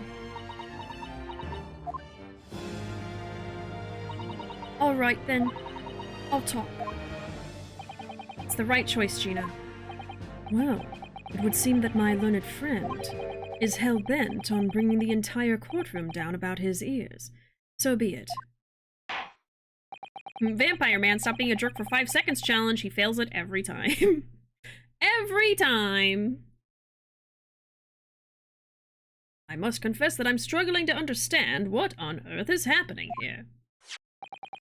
However, it would appear that Mr. McGilded's pawned articles in that extraordinary case of the omnibus harbor secrets of which we have been hitherto unaware. Hitherto. So, Miss Lestrade, you will now give your testimony before the court about the events of 2 months ago. You will reveal the truth, a commodity sorely lacking in your original statements. This is it then. Everything's going to come out. Like Van Zeek said, this could bring the whole courtroom down about my ears, but as a lawyer, I'm prepared to take that risk. Oh boy. Oh boy. Oh, they go back and forth more in the second game. Okay. We'll see how that is. It's a mixed bag to me. Having one longer segment of each is nice sometimes, but at the same time, I think it leads to cases having the chance to feel overly long and dragged out. Yeah, and for me, it leads to it being easier to forget things, which I guess is what the notes are for. But I do find, like, as I'm playing this game all week instead of having a bunch of different games at once, I am remembering things better, and that's why I'm able to be like, oh yeah, they talked about having another item here at the pawnbrokery, whereas, you know, if there was multiple investigations sprinkled in, or if I didn't stream this as often, I probably might not have remembered that. The real truth of the omnibus case. Alright. Since we are about halfway through with the stream, I am going to take a little break because I'm completely out of water, which I need to do all these voices. I'll be back in 5 minutes, y'all. But yeah, be back in 5 minutes, and then we'll keep playing some more.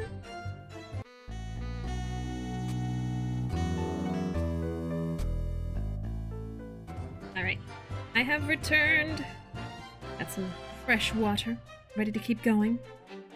Possibly finish the game today, I don't know. I don't know. I feel like I'm gonna do it today or tomorrow, though. I think we're that close to the end. Alright. Truth is, that Brickmaker Cove was in the cabin of the omnibus the whole time. When the Irishman dragged me out from under the seat, I saw that disc on the floor. All of a sudden, I heard a scream from over me head, and that pair on the roof deck went off to call the slops. That's when McGill did slip the driver some tin to do a run to the pawn shop roundabout. He threatened me not to snitch, not to say nothing to no one about what I'd seen or heard. Fresh water. Healing 30 HP? I certainly am. Good grief, this is outrageous. What you've just told the court bears almost no resemblance to your testimony 2 months ago. Well, yeah, because he threatened her. As you say, my lord. Then there's every chance I may have adjudicated an error in McGilded's trial. It sounds very much to me as if the man deliberately deceived this court in an effort to cover up the most wicked of schemes. Without doubt, your lordship is correct. A great injustice was done to this courtroom 2 months ago. The actions of the accused in that trial, of this witness, and of my learned friend are entirely inexcusable. But he didn't... I don't believe it. The whole trial was a farce? It was all lies? That McGilded fellow was rotten to the core, just like that pickpocket. Don't forget that lawyer from the east. They were all in on it together. Wow. You're wrong. The lot of you. Mr. Naruuvo, the lawyer there, he didn't know nothing about it. Humbug! I don't think so. Are we really expected to believe that? He really stitched everyone up, didn't he? What an operation to get the man off scot-free. Unforgivable. Stop. The lies have to stop. Stop. Yes, the defense made a terrible error of judgment. I intend to take full responsibility and suffer whatever consequences are deemed appropriate. However, it's imperative that the court allows the witness to elaborate on her testimony, because the true significance of McGilded's pawned articles must be brought to light. Very well, my learned student friend. Given the depths of calamity you have just plunged yourself into, this may well be worth hearing. And why would he willingly prove that he was in on this anyway? How would that benefit him, you know? Words fail me. The situation is utterly deplorable. Mr. Naruuvo? Yes, my lord. I will decide upon your fate following the conclusion of this trial. Of course, my lord. Blimey, Mr. Naruuvo. Mr. Naruto. Now, counsel, proceed with the cross-examination. Alright. Cross-examining you for the second time in this game. The real truth. Alright. Important question. Ice or no ice? No ice, just because it's faster for me not to grab the ice. We don't have like an ice maker built into the fridge. We just have like ice trays, so it would take a while to grab them out of there. And also, like, we have purified water that's in the fridge, so it's always cold from the fridge. So it doesn't usually need ice.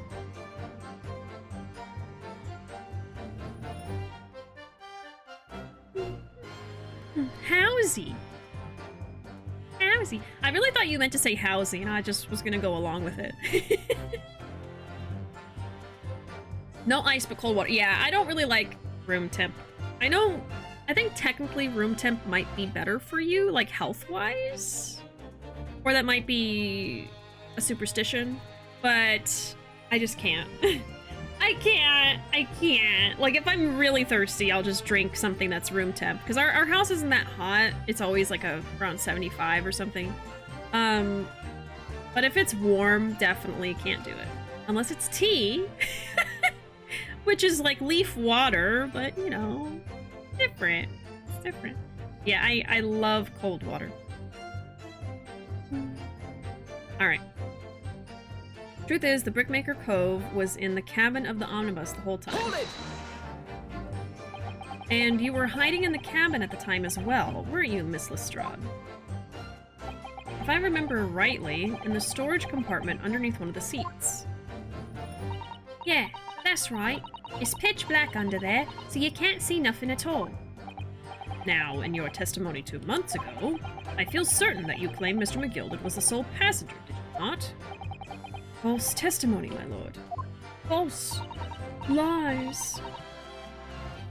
That's what he told me to say.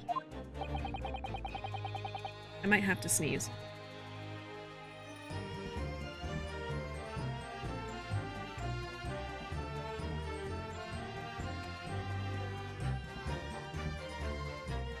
I did.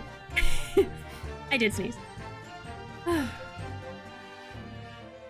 My parents would deliberately drink plain hot water. They have a machine that all it does is heat water to drink warm. Oh, wow.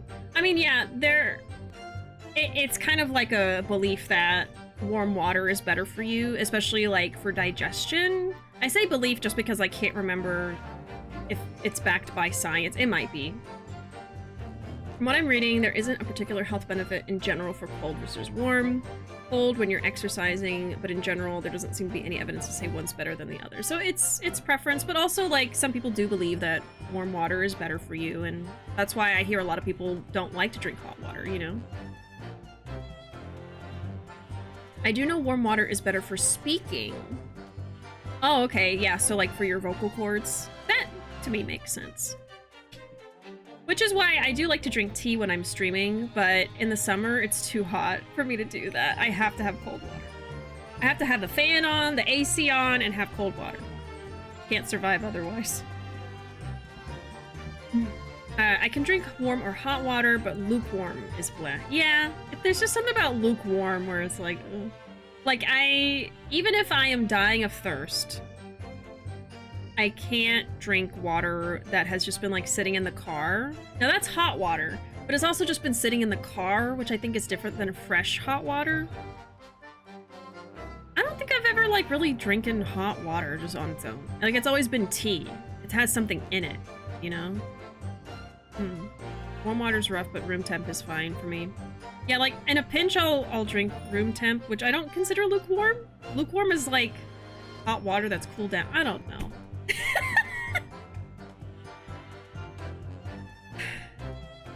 The water in my house that's just sitting around does not get lukewarm.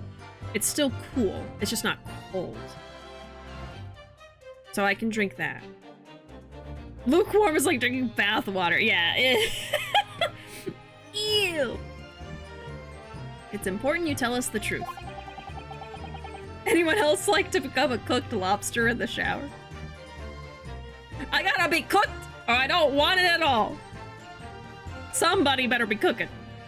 Were Mr. McGilded and the victim acquaintances? I don't know. But I did hear him talking a lot. What were they talking about? Well, I couldn't hear too well. But if I had to say, I think it was about money or something. They kept talking about buying and not buying. Yeah, he did owe him money, and I think the day he died was his due date for his debt to be repaid.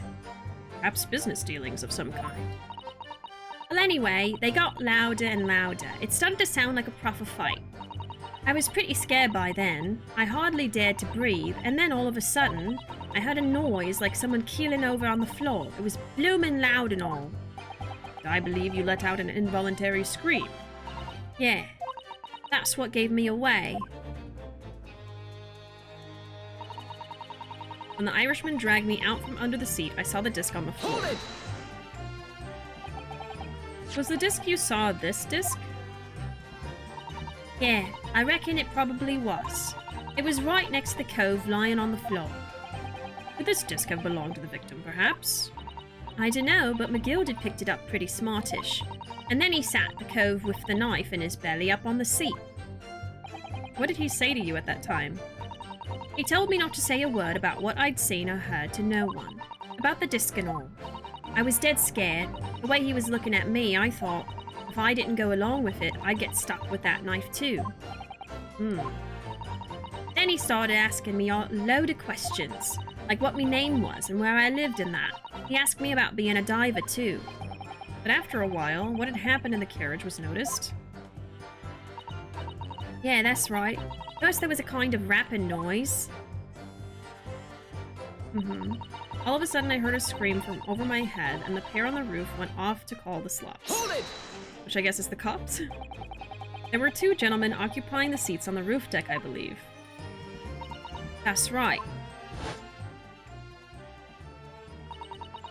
They must have looked down through the skylight and noticed the cove with the knife in his guts. When they screamed, the driver pulled up the horses and McGilda got me out of sight. Out of sight? Where? Back under the seat where I started off. Once the carriage came to a halt, the 2 coves from the roof ran off to fetch the slops.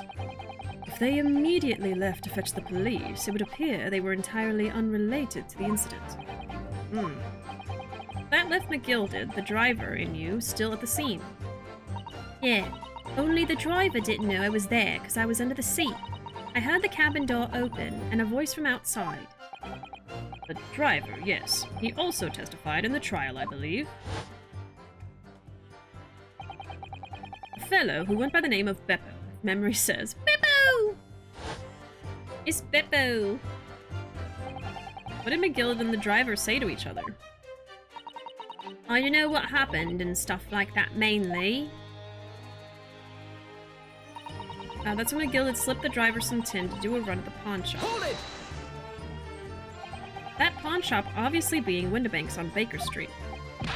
Just a moment, counsel. Do you mean to tell me that the driver gave false testimony in that trial as well?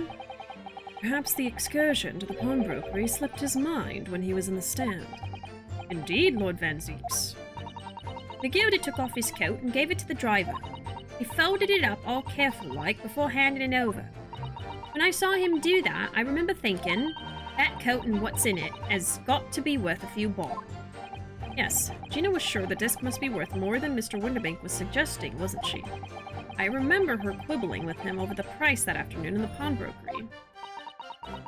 The driver looked pretty happy when McGilda flashed some brass in his face. He went running off at a lick.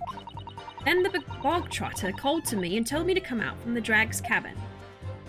So he can get away with perjury. Yeah, Beppo gets off free. He's fine. But the child, no. He threatened me not to snitch, not to say nothing to no one about what I'd seen. Hold it! Threatened you how exactly? Told me I'd only be able to scarper if I did exactly what he said. Which included giving false testimony in court 2 months ago. Yeah, that's it. And there was one other thing he said. Which was? He told me I'd have to hang on to the ticket from the pawn shop and make sure not to lose it. The ticket? Well, I never.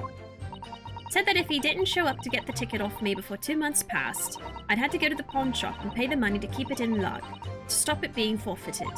He left me with some brass to pay for it. But really, why on earth would Mr. McGilded have done such a thing? Depositing his overcoat with a pawnbroker before the arrival of the police makes no sense at all, until you know that has blood on it. There would seem to be only one logical explanation, my lord. What McGilded had the driver deposit at Windibank's was something he didn't want the police to see. Something very important that he needed to hide at all costs. Anyway, after that, he let me go, so I legged it before the coppers showed up. Well done, Gina. Can't have been easy to tell the truth like that. Ginny's really put her faith in you, Ruuuvo. Yes, and to thank her, she'll have to face a charge of perjury once this trial's over. So I need to use the time we have now to get as much information out of her as possible. It's time to really go for it. Press her on every statement. I suppose I should. We just did! Oh, and another thing. What's that? Oh! Take a look at those two. Isn't it strange that they've been whispering to each other the entire time? Yes, that is strange. Looks like they're having a secret discussion about something. I'm not sure I'm completely comfortable with that. I wonder if there's anything I can do about it. Hello?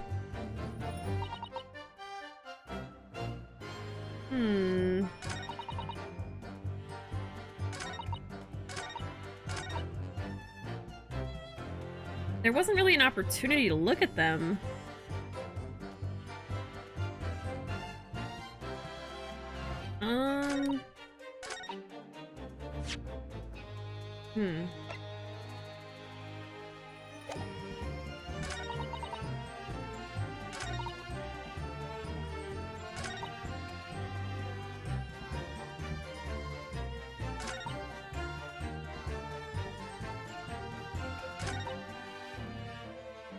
Do I press her again? Hold it! Oh, wait. Maybe I can just pursue them randomly. Is there something you'd like to share with the court, Inspector Gregson and Mr. Graydon? This is just like a teacher saying, is there something you'd like to share with the class? Yeah, oi! Something to share with the class! Yeah. Inspector, Mr. Graydon. Whoa! Blimey, you trying to give me a heart attack? You have been whispering to each other for quite some time now. Tell us, what is the discussion about? Discussion? With this fella? Pull the other one, Sunshine. You think I've got anything to talk about with a shady jet like this? And I have nothing to say on this uncouth detective after he deprived me of that disc that was rightfully mine. But they've clearly been talking the entire time I've been cross-examining Gina. It's as if they've been negotiating. They were kissing. They're sharing secrets. Do you have enough for everyone in the court? Yeah, you're all having a snack? Thank you, Miss Lestrade. Thank you, Counsel. I have heard enough. I believe we now have a reasonable understanding of what actually transpired on the omnibus. It would appear on the night 2 months ago, a negotiation was taking place on the omnibus. A negotiation concerning this disc. However, matters did not run smoothly. When the parties involved began to quarrel over price, McGilded took what he wanted by force, at the expense of the other man's life. Which proves my point. The disc is clearly extremely valuable in some way, although I don't understand why as yet. And 2 days ago, precisely 2 months after the omnibus incident, McGilded's coat and its contents were due to be forfeited. I didn't know what I should do with the ticket. I mean, the cove died right after his trial. I knew that. So you decided you would try to claim the articles as your own? Well, why not, eh? They were only going to be forfeited. Why shouldn't I have got them? Anyway, you can't blame me for thinking about it. Thinking ain't no crime. Miss Lestrade, it would appear Mr. McGilded was prepared to kill in order to take possession of this disc. Do you know why that would be? I ain't got no clue. But I reckon it must be worth a fair bit of brass. He was probably gonna sell it. Oh, it has secrets on it! Government secrets! And you can't blame me for thinking that. Thinking ain't no crime. My lord! The evidence your lordship requested has been located and is ready for the court's inspection, sir. Ooh, the box is here! Shit's going down now!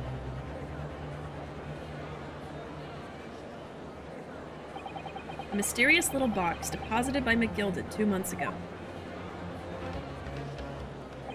There's no doubt in my mind that it's a key piece in this far-reaching puzzle.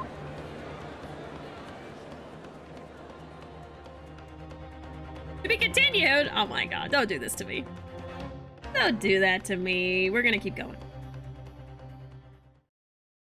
We're not even at 3 hours yet. Alright.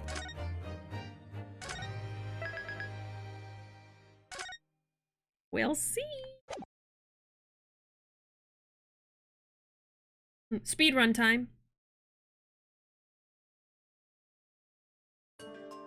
So this is the article in question, is it? Small box deposited with the pawnbroker by Mr. McGilded 2 months ago. And on the night of Mr. Winterbank's murder, the only item on the shelves that was touched by whoever broke into the shop. Quick, quick, let's open it and see what's inside.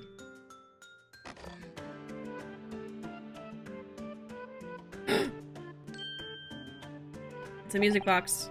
Good gracious! This is no ordinary box, it seems. Wow, Although, in truth, I had an inkling that might be the case.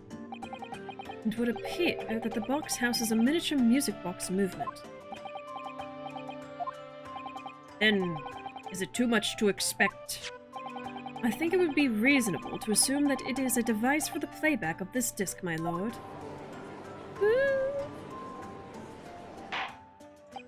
So, here we have the means to play back Mr. McGilded's disc, deposited at Windibanks at much the same time. Not strictly correct, my lord. It was not McGilded's disc. It was the disc of his victim in the omnibus. But why, for heaven's sake? Are we to understand that the brickmaker was trying to sell this music box to Mr. McGilded?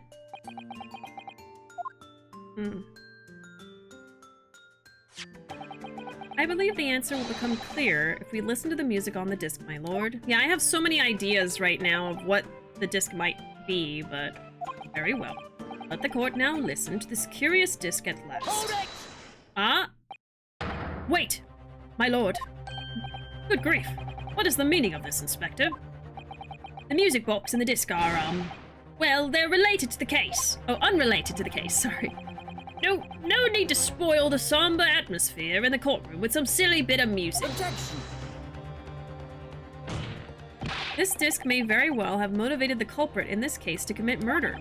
Clearly, there's every chance that it's fundamentally important to understanding what happened. It's got his diary, yeah, Gregson's diaries on it. The prosecution has no objection.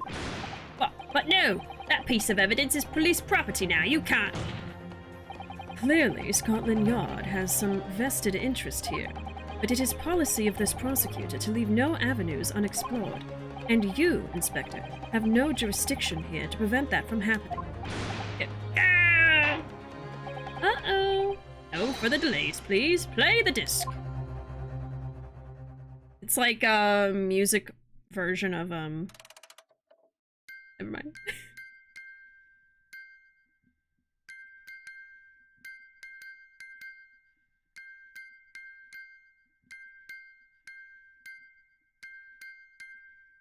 Is it Morse code? I think it's Morse code. What on earth? That's certainly not what I would call music. No. It's just the same note playing over and over again in an irregular sequence. It's Bohemian Rhapsody! Who would have thought? There we go. I was gonna say, maybe the disc is a 1800s disc version of The Ring. The Ring tape. You die in 7 days. What a bop! Hold on. I gotta turn this up in my ears. Also gotta look at something. Hold on. Is this the real life? Is this just fantasy? Caught in a landslide? No escape from reality?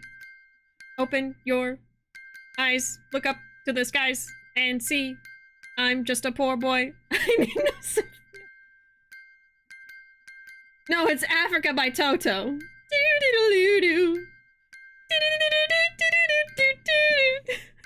Wait, is that it? No, that's a land down under. How the fuck does Africa go again? Oh my god.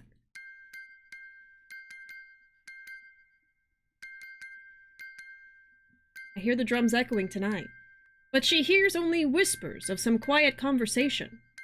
She's coming in, 12:30 flight. The moonlit wings reflect the stars that guide me towards salvation. I stopped an old man along the way, hoping to find some old forgotten words or ancient melodies. He turned to me as if to say, "Hurry, boy, it's waiting there for you. It's gonna take a lot to drag me away from you. There's nothing that 100 men or more could ever do. I bless the rains down in Africa. Gonna take some time to do the things we never had.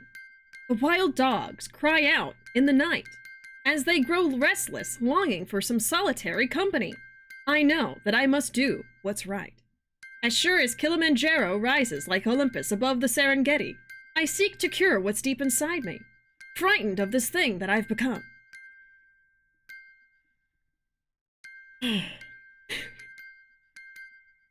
Yeah, that was down under. I know. I made a mistake, okay?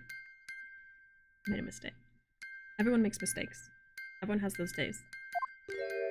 Anyway. He really liked my spoken word. Toto. Singing Africa. I was gonna say Toto by Africa. Mr. Graydon? This really is priceless. He's dancing to Toto by Africa. After all that, the music box is broken. Broken? It can't be, can it? Well, obviously. In fact, I wouldn't be surprised if the officer sent to fetch it didn't drop it on the way back to the courtroom.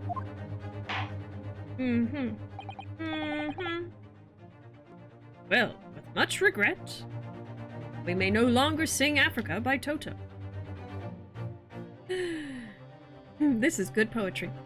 Bedtime for me. Have a good one. Thanks so much for being here, gnomes. I hope you have a good night and a good rest of your week if we don't see you tomorrow. Either way, hope you have a great night. We'll see you later. The music activated his one brain cell. There you go. With much regret, I feel the court must accept that this music box offers little in the way of clues. Anybody know Morse code? Are you ready to move on, counsel? Come on. Yes, alright. It does sound as though it's completely broken, but is it? Could this music emanating from the music box possibly be a new clue? Yes. It's Morse code.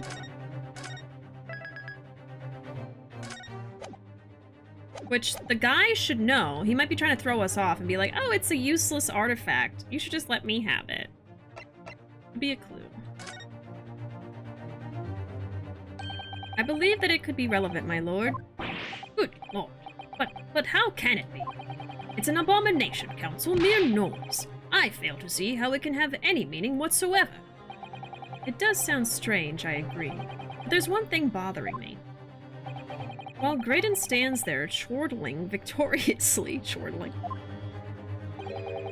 the inspector beside him has a rather telling expression on his face. It's as if Gregson recognizes the sound, as if he's familiar with it somehow. And that's making him appear extremely on edge. If that's the stance of the defense, my Nipponese friend, answer me this.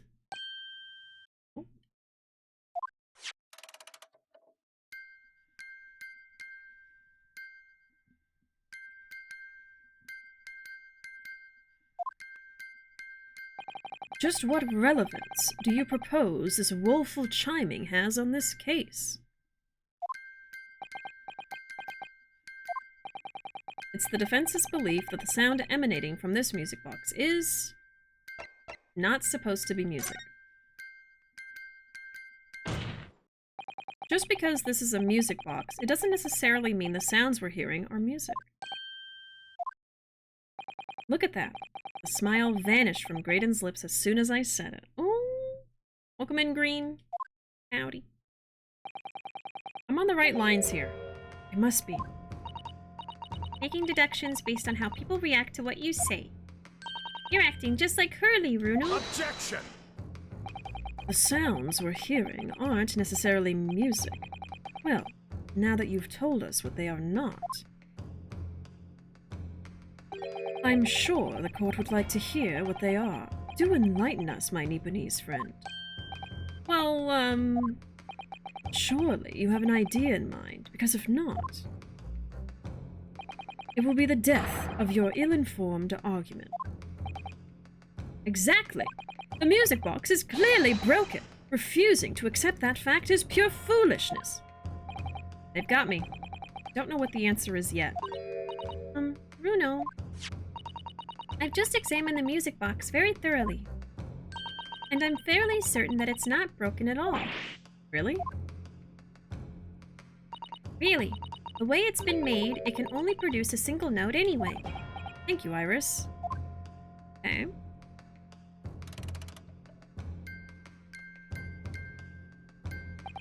Alright. Well, if the music box isn't broken, It must mean that the sounds it's producing have some significance that isn't musical.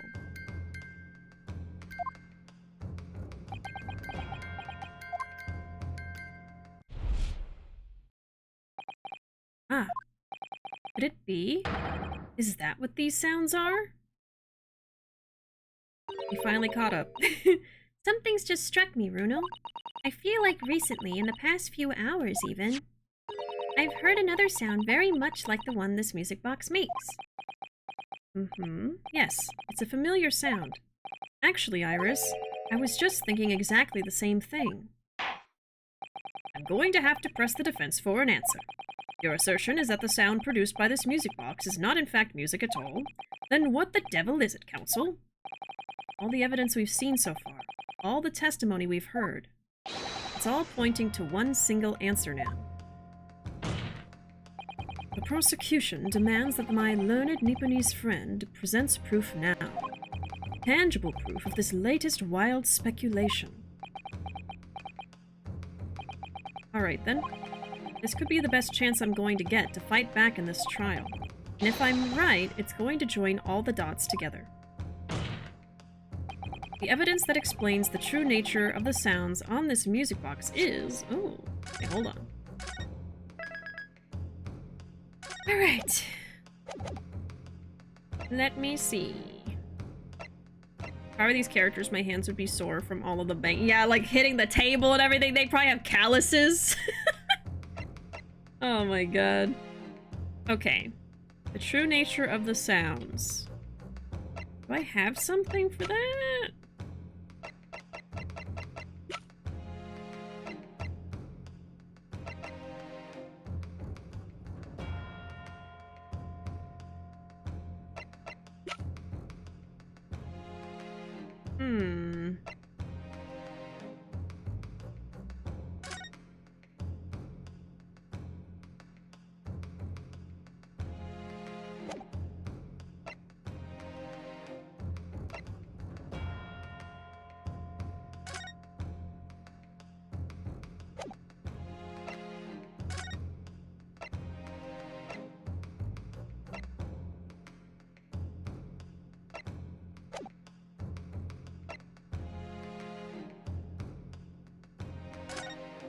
I can't read this.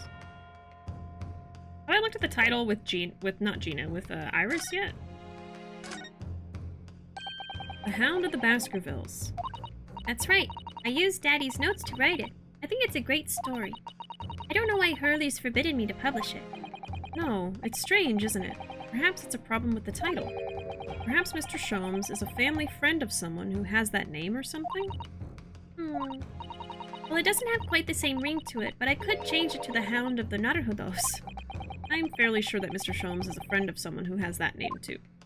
Okay, that's nothing.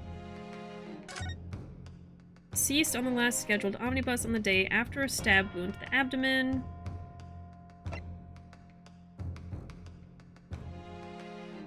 Conviction was assured with 3 eyewitness testimonies, but a surprise 4th witness testimony resulted in acquittal. Okay, that... Yeah.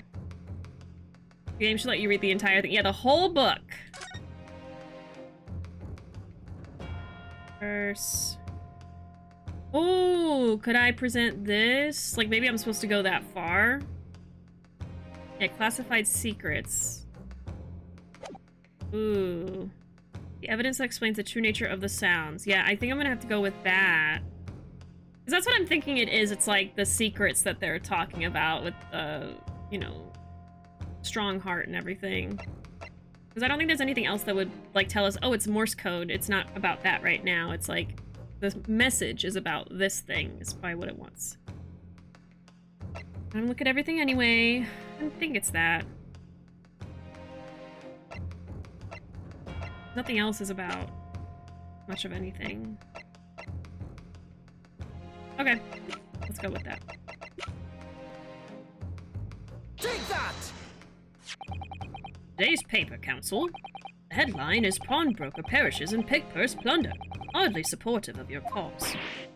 No, my lord. I was hoping you'd look a little further down the page. Further down? Ministry mole. Classified secrets may have been leaked overseas from Ministry of Justice. Yes, this is a very serious matter being investigated at the highest level, I understand. I have heard that international transmissions along supposedly secure lines are somehow being intercepted and leaked to various other countries. And presumably those transmissions are in the form of wired telegrams. There we go. Of course. Juror number 5, your input, please. Stop. Oh, me, sir. Whatever's the matter? You told the court before that you worked at the same communication station as Mr. Graydon, did you not? Yes, that's correct. And the particular station where you work deals with government communications and newspaper reports. Oh yes, we're not your run-of-the-mill communication station at all. Our work is extremely important. Then tell me, is this not a very familiar sound? Hmm? You don't mean to say, is it? That's right, madam. It bears more than a passing resemblance to the sound made by your telegraph machine as you tap it. I believe it's called Morse code. But I don't believe it. Now, correct me if I'm wrong, but when it comes to leaking telegrams from government departments, there could be nobody more perfectly placed than a highly skilled communications officer. Are you suggesting that the music box disc contains stolen government secrets in Morse code? Mm-hmm. That's precisely it. Order, order! Please, everyone, order! But this is high treason, Council, deserving of capital punishment. Too much new vocabulary. What is this treason, and what is capital punishment? Sorts of words I'd half expect you to know. For our sovereign government's confidential information, hostile nations would surely pay almost any price. Yes, and on that night 2 months ago, that was the very negotiation that was taking place inside the omnibus. But in the end, McGilded perished, and the all-important disc lay unclaimed in the pawnbrokery. My word. In which case, whoever stole that information in the first place must surely have been beside himself with worry. Because if the disc were to be discovered before it found its way out of the country, it would reveal an act of high treason punishable by death. So the culprit had no choice but to retrieve it. And in order to do that, he would have to gain entry to the pawnbrokery illegally in the middle of the night. Because the article left behind by Mr. McGilded would incriminate him too much if it got into the wrong hands. Isn't that right, Mr. Graydon? Mm-hmm. It's all coming together. You think I've been stealing government secrets? Preposterous. Absolutely preposterous. So in response to the defense's accusation, you claim complete innocence, do you? Well, yeah, because if he doesn't, he's gonna get killed. Well, of course I do. I've had to stand here in silence while that pretentious foreign lawyer has been prattling away. Objection! Then by all means, counter the charges, sir. The prosecution demands the witness testifies in response to the accusations brought by the defense. Delighted, I'm sure. Witness is reminded that the crime under scrutiny in this trial is the murder of the pawnbroker, Mr. Winterbank. That being a most flagitious offense for which the law of this land sanctions a capital punishment.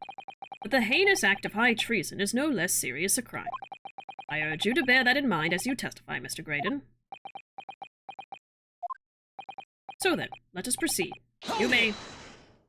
That interrupted me. Oh? You gotta let us have a rabbit and pork here, Governor. We've got things to say. I beg your pardon? Who do you think you are? Name's Nash Skulkin. Occupation is professional baddie. Name's Ringo Skulkin, but we ain't baddies enough to sell out our motherland. That's right. We're what they call...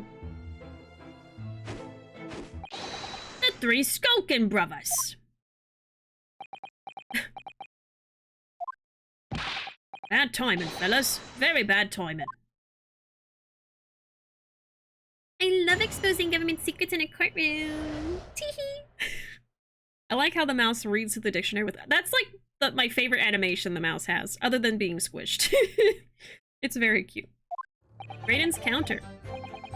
A mere communications officer couldn't possibly steal confidential government information. Besides, the sounds produced by that music box aren't even Morse code. It was some low-class brickmaker negotiating with McGilded anyway, was it not? I've no relation to the man. Look, all we done is break into the gaff the other night like what he told us to do. If we'd known there was dodgy government secrets involved, we wouldn't have touched it. Oh, okay, so he got them in on it, but didn't tell them what he was doing exactly. Mr. and Mr. Skulkin? One Mr.'ll do, Governor. What's up? Do I take it that you now admit to the crime? That on the night in question you did indeed gain entry to the premises illegally? And moreover, you did so as a party of 3, in collaboration with Mr. Graydon here?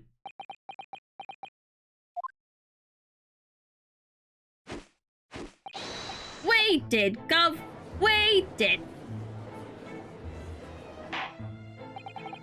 Quiet down. Quieten down? Quieten down? Quieten down. I've never seen quieten. Just quiet down. Quiet down, please. What say you to that, Mr. Graydon? I have no idea what these two ruffians are referring to. You little rotter, getting us mixed up in all this monkey business. You never said nothing about no government secrets. It was supposed to be a straight-up job. And what about the geezer whose shop it was, eh? Poor old bloke didn't have to die, did he? Oh, nice to know who your friends are. Whatever these men say, I deny the accusations. Indeed. Well, I certainly wasn't expecting this little box to become so significant in the proceedings. However, as it has, I will admit it to the court record as evidence. Small music box has been entered. The strange music box only appears to be able to play a single tone. It was deposited at Windibank's 2 days before the Black Overcoat. Let's have a look.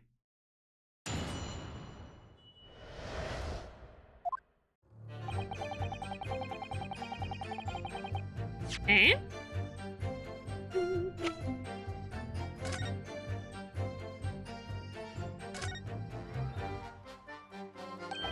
See how the 4 McGilded disc sits in the music box the man deposited at Windibank's? It couldn't be a more perfect fit. But there's no question then. The disc was designed to be played in this music box. Yet despite that, the sounds it produces are neither musical, nor do they appear to have any meaning. It just doesn't make any sense. I wonder, perhaps there's more to this music box than meets the eye. Maybe we haven't discovered all its secrets yet. That's what I'm looking at. A little lever over there. This is the mechanism that turns the bumps on the disc into sound, isn't it? Yes, the movement. It's all thanks to the comb with its teeth that are plucked by the passing bumps. Usually the teeth on the comb are different lengths so that each one produces a different tone. But this comb is very strange. All the teeth are exactly the same length. Well, what does that mean? It means that no matter which tooth is plucked by the passing bumps, the music box will make the same sound. I've never seen a music box like it before. Yes, it is strange. A music box that can only play a single note. There has to be some significance to that, surely. Is it the same thing there? Yeah, okay. So it's just talking about the all the metal there. I realize the brothers are wearing shorts. Isn't it winter? Oh, yeah. They're professional baddies. Can they even afford pants? Shorts are the pants of poor people. It's half the fabric, I guess. Oh. So, this is all the same thing? This lever isn't anything specific? I'm trying to really click on it specifically. No, okay. It's the same thing. Okay, let's flip it around. Did shorts exist back then? Oh, yes. They had shorts. There's a little hole here. And then there's... I can't look at the gem. Okay. Oh. What is it, Ruuuvo? I just noticed something about this music box. It looks like the bottom of it opens up as well. You're right. Well, come on then. What are you waiting for? Let's open it. Alright then. here goes. What? Look at that. There's another movement on the underside. So, does that mean you can set another disc to play back on this side? Yes, I think so. And it looks like the two movements are linked together. They're linked? So if you had two discs, they would both play back at the same time. Oh, so maybe this isn't the whole message, and it needs another disc too. I looked it up, and shorts weren't invented until 1914?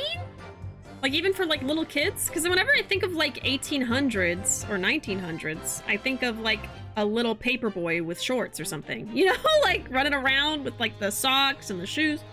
You know? Huh.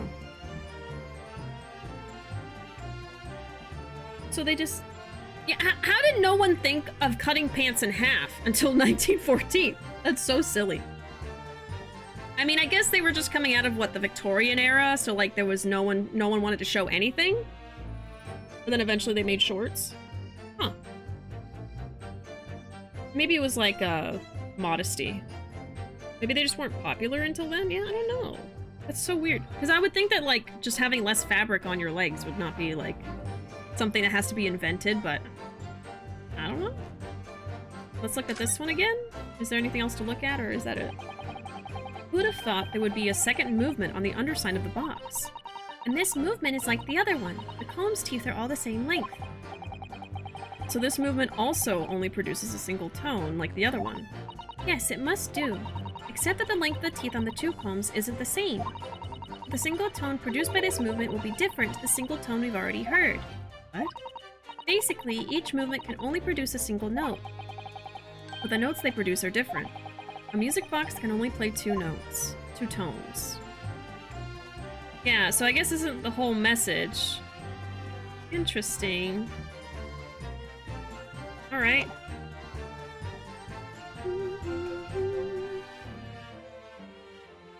From what I'm seeing, the first instances were in 1800s, but only in military uniforms. So they did have shorts in the 1800s. But they weren't, like, worn regularly. What did dads do with their socks and sandals? Or what did dads wear with their socks and sandals? Oh my god. Short pants. I'm seeing 1800s, like school uniforms. Yeah, that's exactly what I was thinking. So maybe it's just weird for these, like, adult robbers to be wearing the shorts. I love how we're having this really in-depth conversation about shorts. This absolutely had to happen. Alright. I'm surprised it wasn't updated. But I'll have to remember that then. I'm gonna write that down. I haven't written down anything today, but I'm gonna write that down in case we have to finish this tomorrow. So, the music box plays Morse code. And the box is two-sided. Both sides are different tones. So the box plays two tones with two different discs. Okay. Yeah, women's shorts probably didn't exist until like the 40s. Yeah, like 1940. Yeah, for sure. I suspect they existed before, but it's so ubiquitous. Ubiquitous. I've heard this word before. Ubiquitous. Oh my god. I know what it means. I just can't say it. You just had to put a hard word in that sentence. Ubiquitous. Ubiquitous. Okay, thank you. I just had to hear it one time. Ubiquitous. Yes, I did. I feel like you did that on purpose. It's so ubiquitous that it wasn't well documented. Yeah, it kind of seems like that. Yeah, I know the definition of ubiquitous. I just couldn't say it. Just because I can't properly pronounce a word doesn't mean I don't know the word or don't know what it means. Gotta think about it. All right. Because that's an issue I have actually. No hate to you. That is an issue I have with like not being able to pronounce things or not being able to talk. You know, like just now.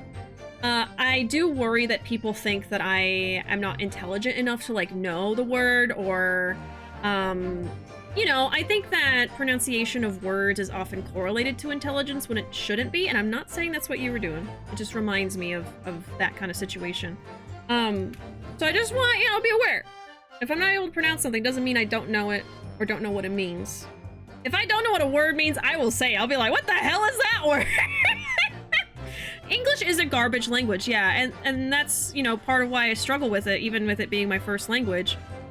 There's so many words that I've even encountered before, but I've never heard them said out loud or have not said it out loud myself enough to remember how to say it. And so I'll struggle with it, but it doesn't mean I don't know it. Majima is ubiquitous. Oh, I was somewhere else, and this extra robot voice yanked me back into this dimension, yeah. Not knowing a specific word isn't a sign of intelligence. Yeah, and that's what I agree with too. But I do know, I feel like, at least, that some people do that, where they're like, wow, you can't even pronounce ubiquitous. How smart can you really be? You know what I mean? But it's not true. Because I had a 4.0 in college, so... They're wrong, yeah. They are absolutely wrong. And even your GPA is not an indication of intelligence. Let me stress that. Okay. Communications officer couldn't steal confidential government information. Hold it! See, Bishi, I had 2.3. Yeah, like I said, it's not an indication of intelligence, you know. I can't even say schedule the same way twice. But see, like, I just love when people are on the same page about, like, pronunciation doesn't even matter. As long as you get what the person is saying, that's all that matters, you know? Like, you don't have to say it completely properly. It's fine. Unless you're in a setting where it's required of you. I don't know, like in a super professional, formal setting where you're giving like a speech or something, then you probably should know the words that you're saying, right? You should probably know how to pronounce them. But if you're just hanging out casually, like on stream or with your friends or whatever, it shouldn't really matter too much. Pokemon pronunciation has to always be correct. Oh my god. Okay, well here's a question. How do y'all pronounce the god Pokemon? I'm avoiding saying it. Although I think I did say it in the last couple weeks. The god Pokemon from Pearl. Wolf says Arceus. Luna says Arceus. And I think those are the two major pronunciations, right? I say Arceus. I think Arceus is canon. It's canon. But I also feel like they made that canon so that it doesn't sound like you're saying arse. I think that's the only reason, really. But I say Arceus. I've always said Arceus. And I have had people, like, not correct me, but tell me, oh, a lot of people say Arceus instead. And for a time, I switched over to saying Arceus, but it's more comfortable for me to say Arceus. It's just quicker for me to say it. The k sound in Arceus just, like, kind of gives me another letter to stumble on. So I just say Arceus.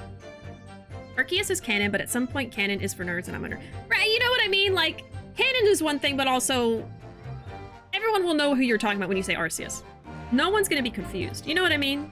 So that's what I mean. Like, there might be a right way to say something, but if someone knows what you're saying when you say it, then that's all that should matter in most situations.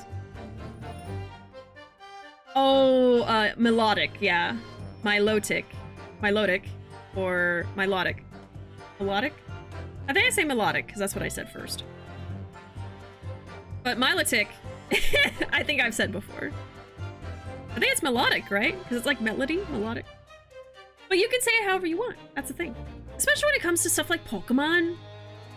Because I know, Luna, you just made the joke that Pokemon pronunciation has to always be correct. But, like, realistically, yeah. We're always going to say wrong things or different things because they're made-up names.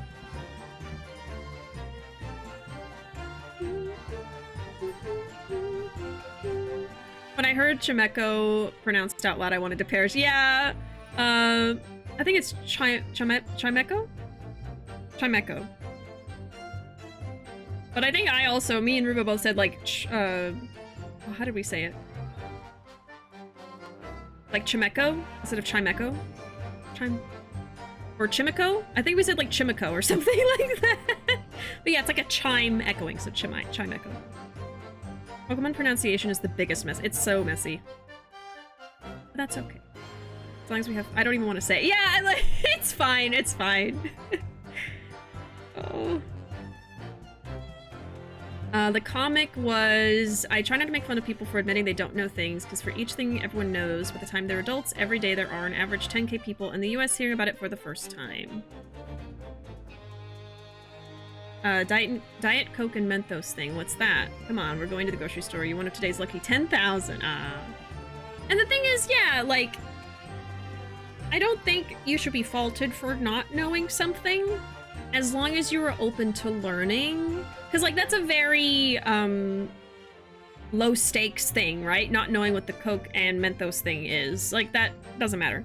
But if you get into conversations about, like, I don't know, like civil rights and equality and things like that, then in that instance, it is important to know things. But if you are open to learning, there shouldn't be anything wrong with you not knowing initially, right? So as long as you're open-minded, you're open to learning, I don't think that not knowing something should be a fault. Because I feel like a lot of people have shame about that. Like, oh, I didn't know this super popular thing that everyone else knows, seemingly. And I had to learn about it today as a, 25-year-old, whatever age, yeah, I don't know. We could have a whole conversation about that. That could go way deeper, yeah. Oh, Chime-cho. Chime-cho. That's how we both say it. Or how we both said it before. It's also cute and fun to say Chime-cho. Like, isn't that cute? I don't know. Like Chime and Chow, yeah. Yeah, Chime-cho is cute. Rio's been tapping that paper for like 50. I know, he's just like, any day now. He's cross-checking the pronunciations. Yeah, he has a little dictionary there. He's thinking. Speaking of which, I'll get back to it. So is this newspaper headline accurate? Government communications are being intercepted? How could I possibly know? What do you mean by that? Any important government communications are handled by high-level officers, by specialists. General members of staff in the station where I work would never be entrusted with sensitive information. Oh no, stop! Must say something, stop! I was hoping you would, chime in. Chime-cho in. Let me guess. Juror number 5. We regular communication station officers aren't as lowly as you're being led to believe. A team of us are responsible for setting up and testing the telegraphs used by the ministry. And Mr. Graydon is the team leader. That's fascinating. Graydon is highly skilled operator, stop. Currently in presence of idol, stop. He shouldn't be your idol for long. He's giving away government secrets. So you had access to the equipment used for these confidential communications, Mr. Graydon. Well, what of it? The transmissions are always made behind closed doors so they can't be heard. And in any case, all messages are sent, enciphered. Normal employees couldn't possibly understand them. Oh no, stop! Must say something, stop! Mr. Graydon regularly attends meetings with ministry technicians and the ministry communications team. He assists them in ensuring that there are no errors in important international communications. And he's received the top prize at the Cipher Cracking Convention 5 years in a row now. That's fascinating. Graydon is highly skilled operator, stop. Currently in presence of idol, stop. Well, your idol would appreciate it if you'd keep your mouth shut. She should really pick her idols more carefully. I tell you, this lawyer's accusations are completely unfounded. Sounds produced by the music box aren't Morse code. They're not? To anyone with a brain, that would be blatantly apparent on listening to that music box for even a few seconds. Of course, of course. Surely it can't be that my learned friend is unfamiliar with Morse code. So yeah, it did sound a little weird. So I'm assuming that one disc has the dots and one disc has the dashes, or however, Morse code is talked about. He looks genuinely shocked by my ignorance. Ha ha ha. Ha ha ha. I would be more than happy to demonstrate the basics for you, sir. A lesson here in court? Morse code is a continuous series of 2 distinct tones. 2 tones, yep, there we go. Tones, you say? Yes, a short dot and a long dash. It was dash. By combining those in different ways, you construct letters. I see. For example, this is A. And this is B. When you listen to the sound produced by this music box, you only hear one tone, don't you? But it sounds so similar. The rhythm of it is the same in everything. There's no discernible meaning to this apparently random sequence of sounds. So your assertion is fundamentally flawed. This is not Morse code. No! We've already figured it out, though. Really? You shouldn't be so surprised. What did I tell you? That music box is nothing but a worthless piece of scrap. Perhaps you might consider studying your subject matter before casting aspersions in future. Stop. Nothing to say, but stop. Oh, it's so frustrating, isn't it? Iris? I mean, if the government secrets were somehow being leaked using the music box, so many other things would slot into place so nicely. Would there still be something I haven't considered? Would it really be impossible to use this music box somehow to play back Morse code? Oh, shit! What did I say impossible? I'm sorry. I was, like, clicking the button to get to the next dialogue, and I accidentally clicked the button. You will concede that the music box is irrelevant for the time being. I'll go back through that. For the time being? Such optimism. Too debonair to admit defeat, are we? Those gesticulations are really starting to grate. Can't be Morse code unless it has two distinct tones. Maybe I should examine that music box in a little more detail. Alright, let's do that again. I messed up!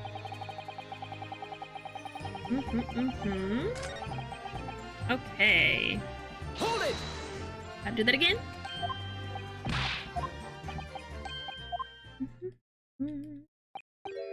Yeah, government secrets, government secrets. Is it Queen Victoria right now? I'm actually not even sure. Grayson looks like every Bond villain a little bit. I mean, he definitely looks like a villain in general, too.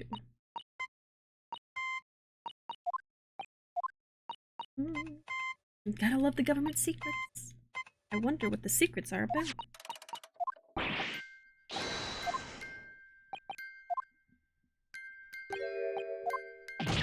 Blah, blah, blah, blah, blah. Let's not do it again. Okay.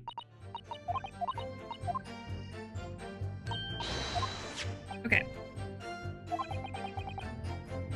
Give it a try. There's still every possibility that this music box was instrumental in the leaking of government secrets. That's the belief of the defense, at least. Objection! Does it please you in some way, my Nipponese friend, to repeat the same line of argument ad infinitum? It's already been established that to be Morse code, two tones are required, dots and dashes. Yes, I'm well aware of that. Then what? Well, it would appear the defense has a hypothesis to put forward. You had better present your idea at once, counsel. How do you propose that this music box, which appears to produce only a single tone, would have been used to cipher secret messages into Morse code? I'll show you right here. Got it! Got it! Yes, this is it then. It appears you know what's coming, counsel. Clearly, that was an answer given in desperation by one floundering to substantiate his argument. What? Oh, did I have to examine it first? God damn it. I always do that. I'm like, oh, there's the answer right in there, but I have to, like, actually open it up first. Oh, I'm sorry. I'm sure you're on the right lines, Ruuuvo. There's something about that music box. There has to be. My bad. What? Oh, I gotta do it again? Oh, you're killing me. Hold it! And then I just pressed...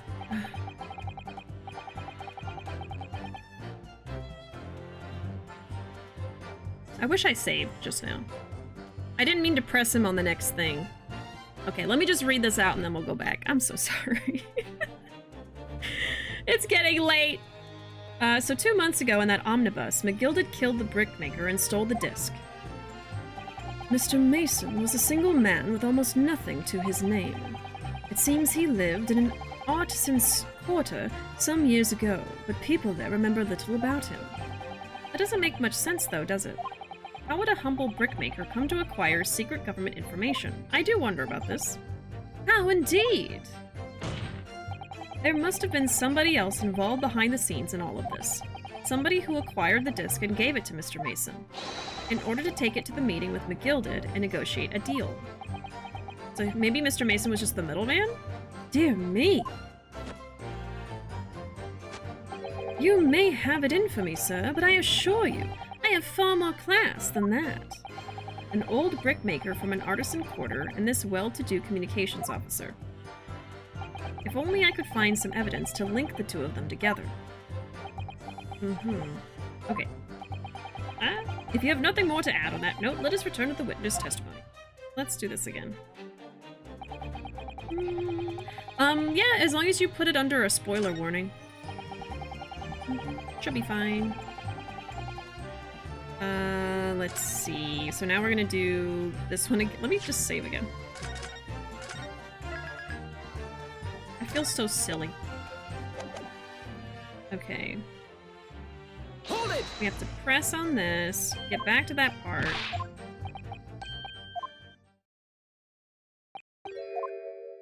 Bloop, bloop,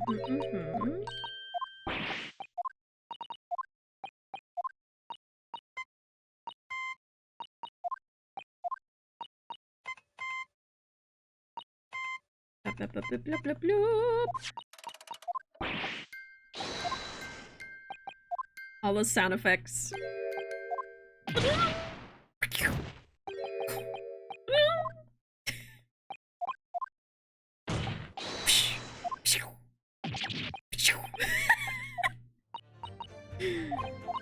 Oh. Okay, give it a try. I'm gonna save again. I don't know why I messed up so bad. Okay. Objection!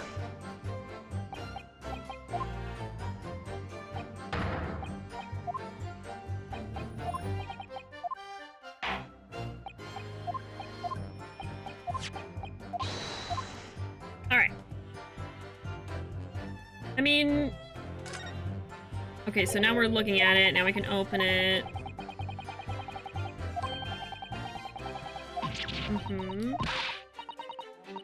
We go through this again. There we go. And now I can present the bottom of it.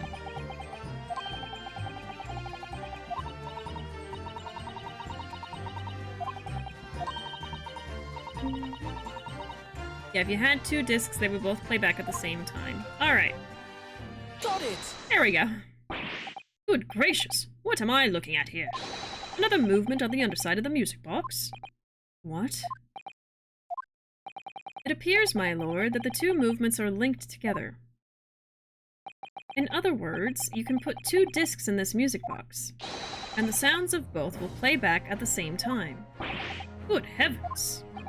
As the court has heard, Morse code comprises of two tones, a short dot and a long dash. With a second disc in place, this music box could be used to generate Morse code and convey a message. I'm so glad I didn't think to, like, ahead of time try to decipher the message myself with Morse code, because I was like, oh, maybe that could be a fun thing to do, although time-consuming. I'm glad I didn't do that, because I only had half of the Morse code. This is beyond a joke. I'm sorry? This poor excuse for a lawyer has absolutely no evidence to support his claims. Though, of course, my learned friend were able to present the court with a second disc, that would be another matter. Well, I can't at the moment. And may I remind the court that as the witness has pointed out, he was not the one in the omnibus with McGilded 2 months ago, striking a deal over the disc or discs. Indeed, that was Mr. Mason, the brickmaker. Exactly. I had nothing whatsoever to do with it. Though it has holes, I must admit the argument presented by the defense has much promise. I believe the cross-examination should continue. The link between Graydon and the victim of the omnibus case must be there somewhere, but I haven't found it yet. Oh dear. It looks like you need to give your argument more strength, Ruuuvo. You will reiterate your testimony if you please, Mr. Graydon. If I must, though I maintain exactly what I did at the start of this pointless cross-examination. Okay. So we already did that, and this is probably going to be what we react to. We're gonna try to prove a connection between him and Mr. Mason. Which I might already know, but we'll see in a second. Look, all we done is break into the garth the other night like what he told us to do. Hold it! He was Mason in disguise all along! And then he had a stunt double that was murdered. Like Mr. Graydon told you to do, you mean? That's it, yeah. Who else, eh? Silly me thought he was just popping over for a natter after all them years, but the rotter had a dodgy job for us. Hey, Ash. He's not even looking at them. Let me stop you there, Mr. Skulkin. After all them years, you say? Do you mean to tell me that Mr. Graydon is an acquaintance of yours? We're the sociable kind of baddies, you know? Sure, let's say Graydon's an old China. His face. Excuse me. Is something wrong, Mr. Skulkin? Eh? No, the other Mr. Skulkin. What? Who, me? When your brother was testifying just now, he said something that seemed to cause you to react. Oh, I was just remembering the old days, that's all. We used to have a right old laugh together way back when. I think that Mr. Egg probably came from the same background as them, and then he somehow got money and now has a, respectable quote-unquote job. I think that's it. Together with Mr. Graydon, you mean? Yeah, with Ash. I mean, you look at him now in his fancy whistle and flute, and you wouldn't Adam and Eve it. But when he was younger, he was from the poor part of town, just like us. Yep. Is that so? But he was always a leery one. He had the brains. He had the savvy.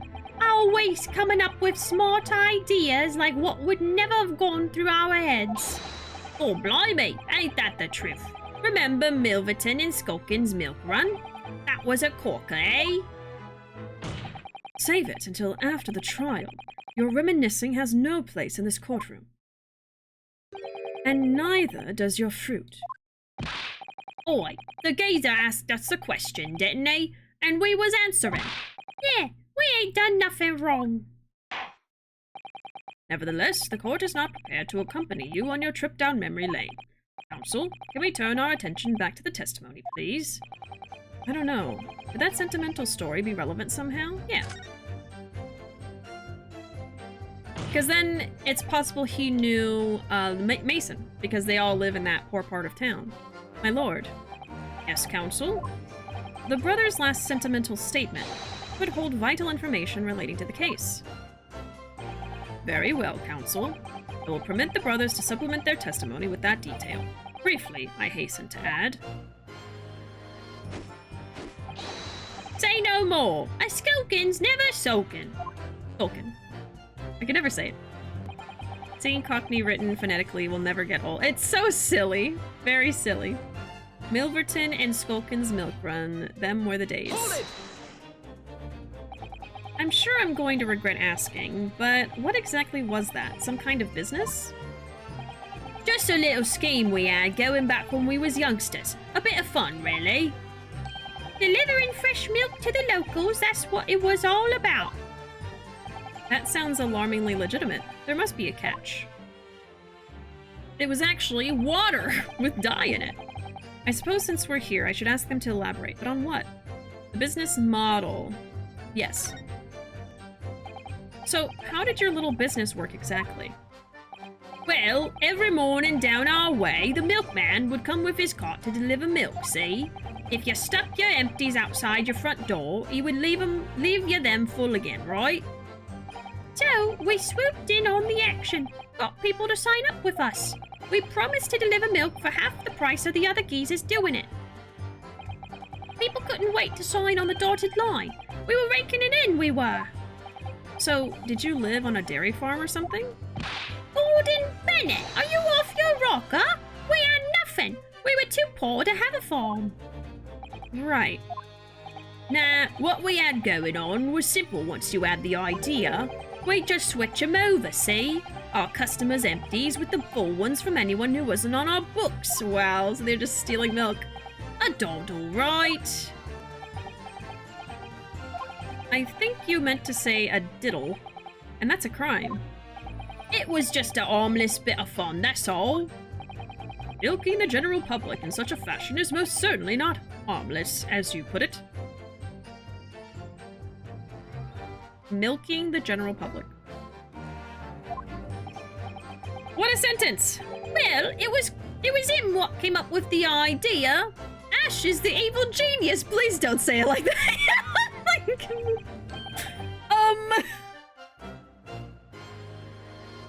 You mean Mr. Graydon?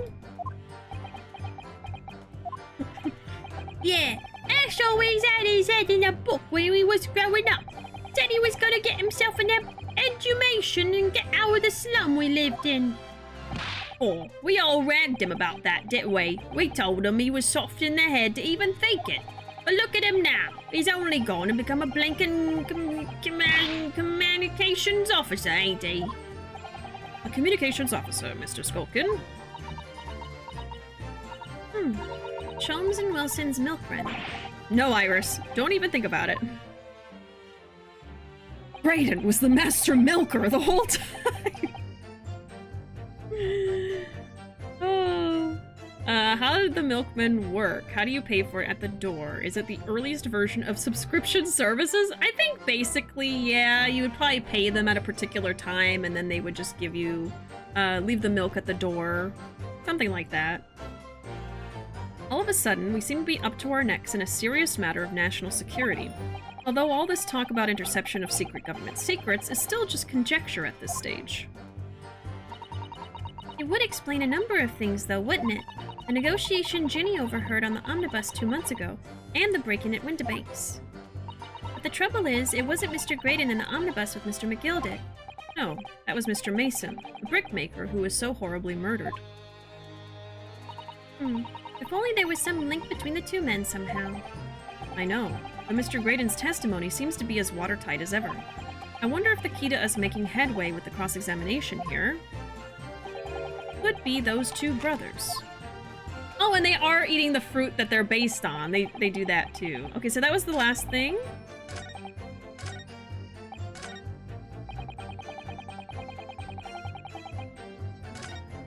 Or no? I think so.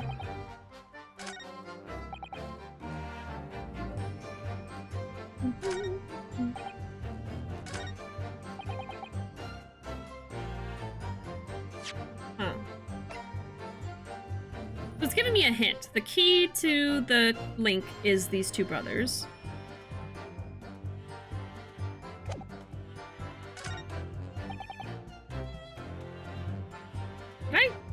Did I press on this? Hold on. No, I didn't. So did you know nothing about this music box?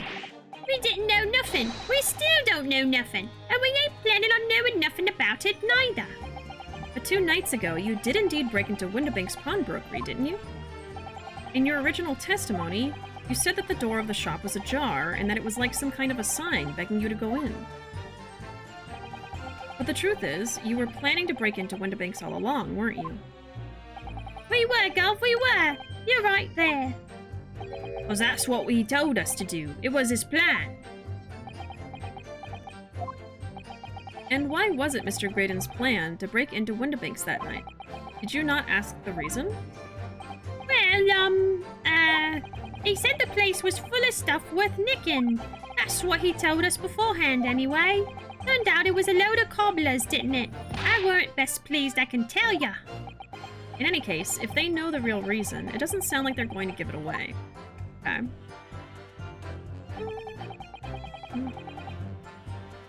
What do we have? What do we have?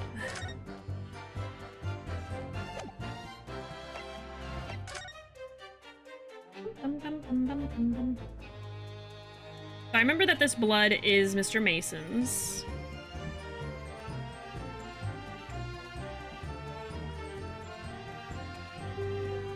Which now, I wonder how it got there.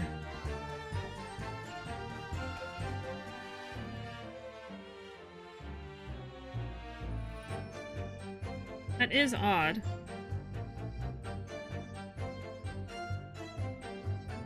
Because this is the coat ticket. Mr. Windibank had this and took notes on it. So it's like, how did this end up at Mr. Windibank's if Mr. Mason's blood is on it? That is so weird. Let me look at this. Yeah, it's Mr. Mason. I wonder if the photo on the back is significant somehow. If they start telling a story of how, like, oh, when we were younger, Egg had this little white cat as a pet, you know, that could be something.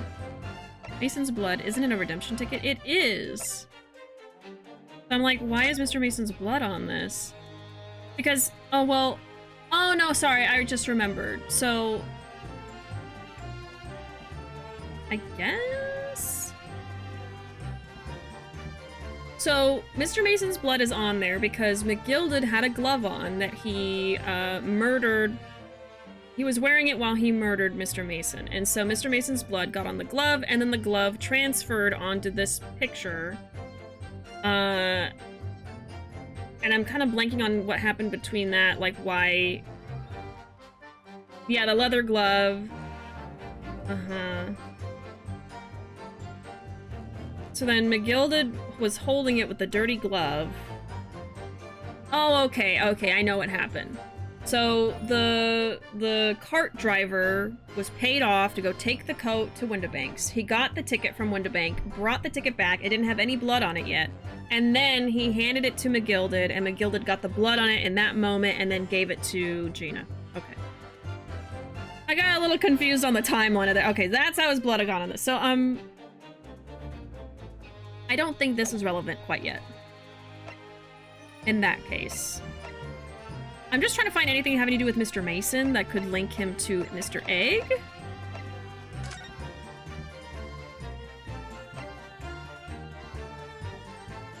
We might not be there yet, but I think I pressed them on everything. I could try again and see if I missed something.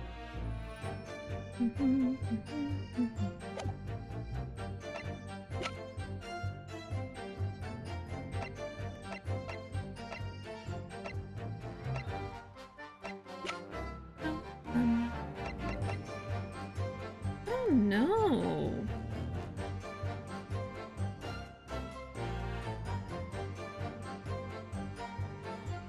Deposited 2 days before the black overcoat.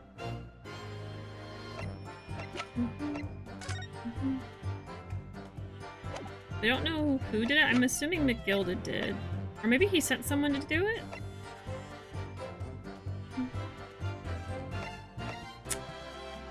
Okay. Save again. Let me kind of like press and not necessarily read it out loud, but just kind of like go through it. And some of this stuff, was a low-class brickmaker. I have no relation to him. Hold it!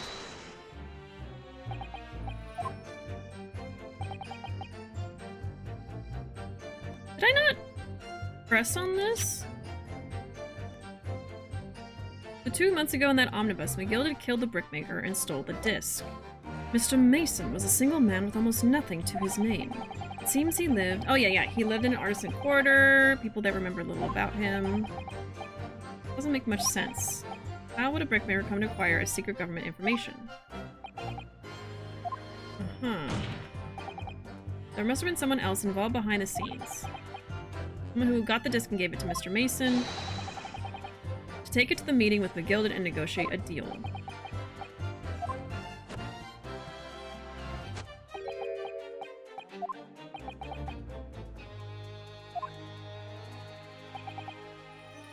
Only could find some evidence to link the two of them together. Well, I mean, the fact that they knew him back in the day and he grew up poor as well means that he was in the same area. I just don't have anything, like, to present, necessarily. That's what he just said, right? Yeah. We proved that it was Morse code. We disproved that. We disproved that. We need to prove this. I have no relation to the man.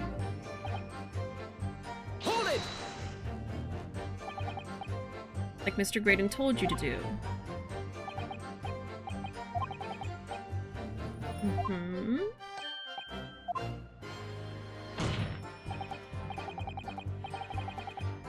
Enough. Why don't you baddies desist with the fiction? Obviously, I don't know these men from Adam. Now, for the last time, stop trying to implicate me in your sordid thievery. Well, that's bloomin' nice, isn't it? You little turncoat. Fine, if that's how you want it, two can play at that game. We ain't never heard of this geezer before either. Don't know him from Adam.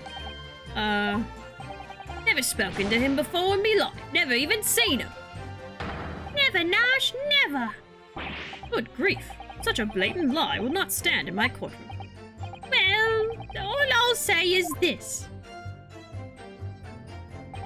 If we would known there was dodgy secrets, we wouldn't have touched it. Hold it! But did you know nothing about this music box? We didn't know nothing. We still don't know it yet, but we've read this before. We don't plan on knowing. 2 nights ago, you broke into the pawnbrokery. Mm-hmm.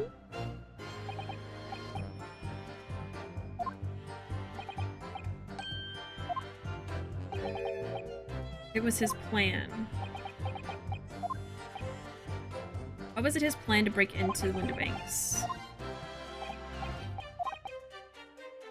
Mm-hmm. They know the real reason. It doesn't sound like they're going to give it away. There must be something here. Hold it! Maybe I need to ask about something else. Some kind of business. We asked about the model. Ooh, let's ask about the name. Where does Milverton come from?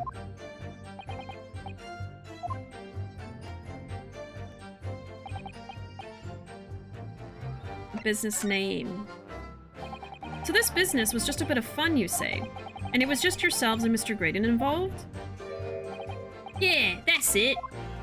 Milverton and Skulkin's Milk Run, was it? Yeah, that's it.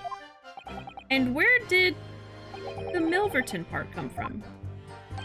Oh, right. I thought a clever clogs like you'd have worked that one out. That's... Oh? Enough of this. How much longer are we expected to listen to this drivel? Hmm? Let me guess. You don't accept anything these two witnesses are saying? Tell me, why is it that it was only at the mention of the name Milverton that you decided to interject? Because well... It weren't the happiest of homes that one came from. Yeah, his old man was struggling for money so much his wife walked out on him. She took the name Graydon then, see? But Ash will always be Milverton to us. Milverton. So that used to be your surname, did it? Of course not. This is all buncombe. I've been a Graydon since I was born. Do you really think you can rely on the testimony of these two thieves, You're a communications officer attached to the civil service. As such, your personal details will have been thoroughly checked at the time of your appointment. Could have forged documents. It would be a very simple matter indeed to subpoena those records, Mr. Graydon. Ooh. Oh, okay, so they probably do know. Well, it would appear that Mr. and Mr. Skulkin's testimony has been reliable for once. You were born Ashley Milverton, then. Is that correct? Very well, yes. So Ashley Graydon was once Ashley Milverton. That information could change things, and could turn out to be extremely important. Alright. Personal profile has been updated. A telegraph operator at the Central Communication Station whose last name was once Milverton years ago. He's a childhood friend of the Skulkin brothers. So what now? We've read that before.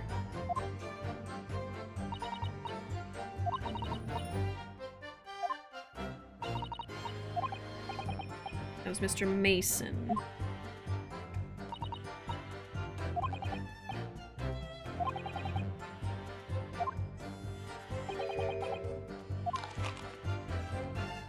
Okay.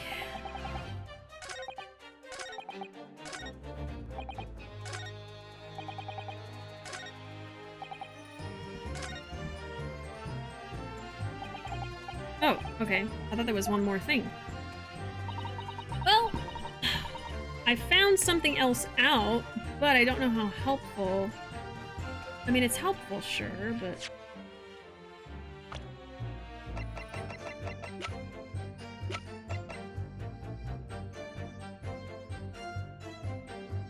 Maybe I could just present his profile?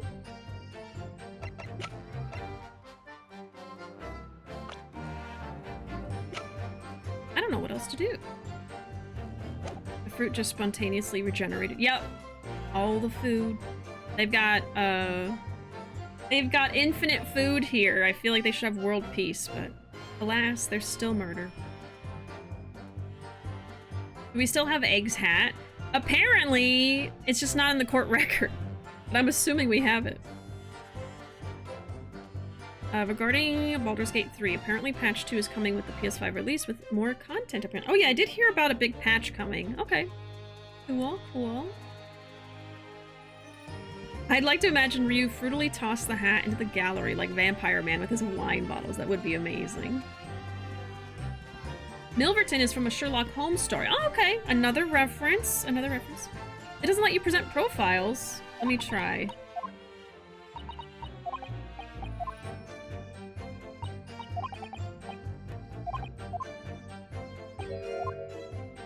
Okay. So maybe we've gotten the key from the two brothers. Oh yeah, it doesn't let me present profiles. Okay. They randomly decided to stop doing that after 3 or 4. Interesting. Well then, I don't feel like there was much point to their testimony then. What we need to do is get the records. Or something. Oh, I don't know. Milverton. Oh! He's not Mr. Mason, he's Mr. Milverton. Oh! I was thinking that, like, Milverton? Maybe that's his name too and they're related? I did think that, but then I was like, well, isn't his last name Mason? No, his first name is Mason. Oh! Oh my god, that was your daddy! That was your daddy! No, I didn't catch that because I forgot his last name was Milverton as well. It's been so long since I've paid attention to Mason's name, I just thought of him as Mason. Okay, so we're gonna reply to... this. Okay, I'm sorry, I got a little stuck there. Alright. Objection! He is always in the evidence. Mr. Ashley Milverton. Tell me, why did you try to hide your former name from the court? Because I haven't gone by that name for years. It means nothing to me. No, I don't think that's the real explanation at all. The truth is, you had a reason to hide that name. Explain yourself, please, counsel. I have here the notes from the omnibus case, my lord. And as we all know, the victim, the man who we now understand have been negotiating with McGilded. Yes, Mr. Mason, the brickmaker. Yeah, they always say Mr. Mason. That's right. Only Mason wasn't his surname at all. It was his given name. His full name was Mason Milverton. Milverton? Do you mean to say? Saints alive! Mr. Ashley Milverton, is it not the case that the brickmaker, Mr. Mason Milverton, was your father? I don't... As I believe I mentioned earlier, your family history will have been thoroughly checked when you join the civil service, and it really would take no time at all for the court to subpoena those records. The truth is, you have been illegally acquiring highly confidential government information and selling it on to McGilded in collaboration with your father. There we go. Nice spin, a little pirouette. The new facts and evidence unveiled by the cross-examination of this witness all come together to reveal the truth. The truth, you say? That you collaborated with your father, Mr. Mason Milverton, in illegal dealings with Magnus McGilded. By dint of this music box, you mean, Counsel? Yes. Stealing information being sent in secret government communications and selling it on to McGilden.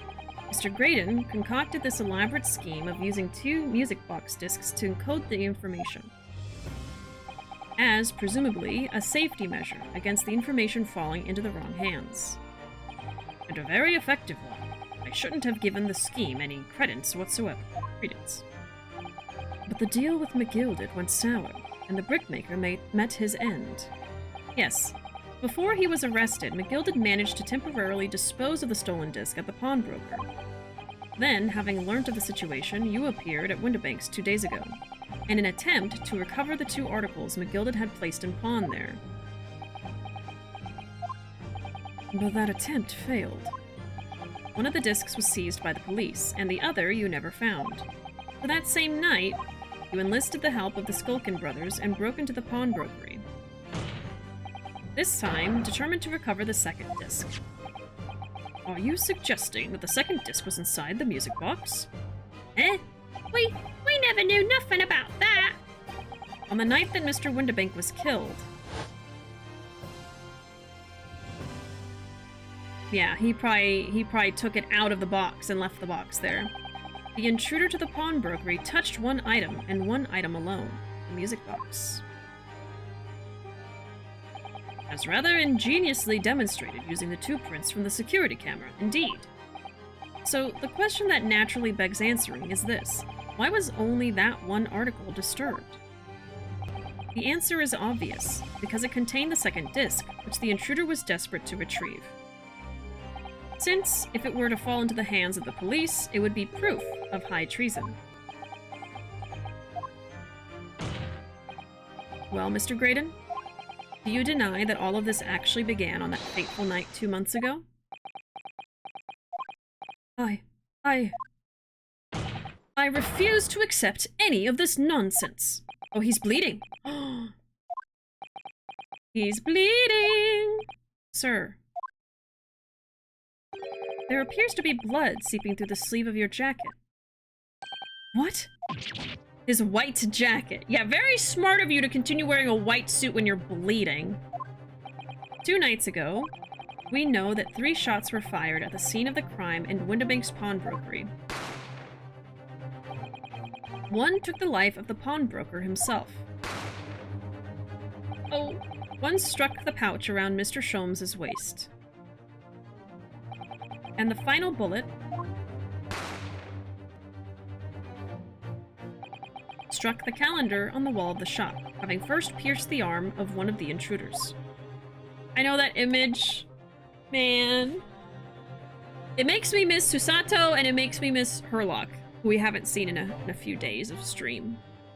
Mr. Graydon, that wound on your arm that you seem to be trying to hide, it's a bullet wound, isn't it? He's got you now, me old China. Time to call it quits and croak, I reckon.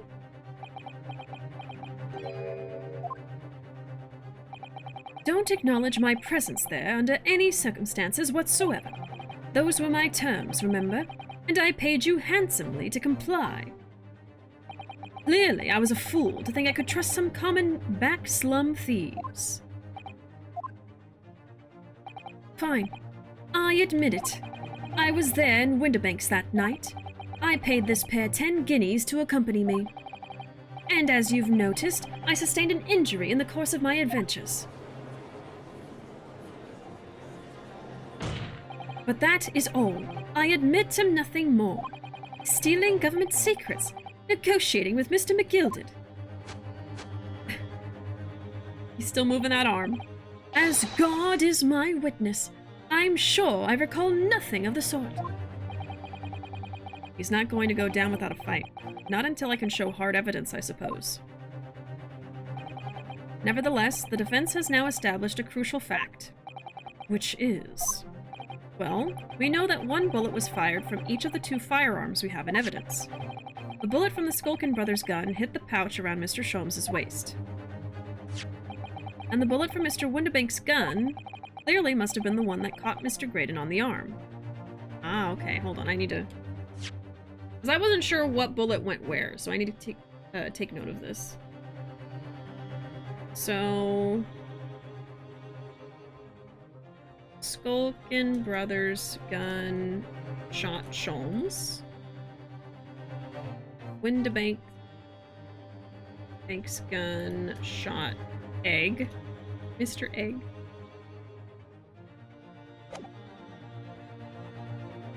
Clearly must have been the one that caught Mr. Graydon on the arm. Indeed it must. Rule out the possibility that the man shot himself. And that leads us to only one conclusion. Mr. Windabank was shot by a third gun, which can only have been fired by the third intruder. Goodness! So, he did kill Mr. Windabank.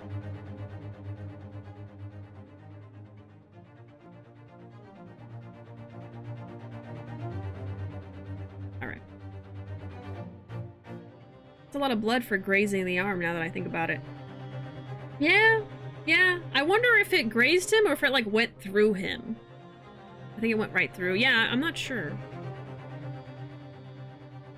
But if it went all the way through, it'd be bleeding at the front and back. More like, oh, maybe, yeah. I don't know. We proved Gina couldn't do it. Trial over, right? Yeah, I don't know. Goodness. That's right, Mr. Graydon. The only person who could possibly have shot Mr. Windabank that night is you. We found the killer! Oh. You little upstart! You made a grave mistake when you summoned me here. What? What's that supposed to mean?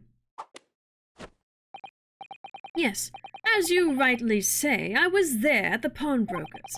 I did my best to hide the fact, naturally. I had no intention of ruining the distinguished career I'd built for myself at the communications station. Examination proclamation. But did the thought have never crossed your mind? Sorry. Did the thought never cross your mind? Did you never consider the possibility? What? What do you mean? What thought? What possibility? The possibility that if I was there at the scene, I may have witnessed the crucial moment. You see? This makes me a key witness in this case, and I have my hands firmly around the neck of your client. What? Are you suggesting? I saw it all. I saw the very moment that pickpocket girl pointed the gun at that poor defenseless pawnbroker and shot him. You what? Oh my god. Order, order! Well, it seems we are finally entering the last act of this theatrical trial. Mr. Graydon. Yes? I trust you are fully aware of the implications here. If it is shown that your claim is false, you will have incriminated yourself as the killer. Oh, I understand fully. And I must ask you to give your formal testimony once more. You will explain to the court precisely what you saw at the moment the defendant allegedly shot the victim. Nothing would give me greater pleasure. Ooh. Oh, okay, we're just going right into it. Alright. Moment of the shooting. So I have a question for anyone who has played this game and knows. About how much playtime do y'all think is left here? Is this a good time to save it for tomorrow? Or is there so little left that it'd be more worth it just to keep going? What do y'all think? Because they said this is the last act, so I'm assuming this, like, cross-examination is probably gonna be the last bit of it. So I'd imagine maybe it could take, like, another hour, which would be fine. But if it's more than an hour, I probably just want to do it tomorrow. I think it'd be a decent time to call. Okay, you think that there's enough that we should probably just leave it? It's gonna be a bit. Post-trial is an hour. Oh, really? Okay, okay. With that, yeah. We'll just call it there then. No worries. We'll call it there. They dance around the bush for a while. Right, that's typically what happens. The last bit of the Ace Attorney trials, especially the end of the game, completely, is gonna take some time. So let's just save it for tomorrow either way, but I do appreciate y'all who tried to research it for me just now and things like that. Yeah, there's the credits and everything.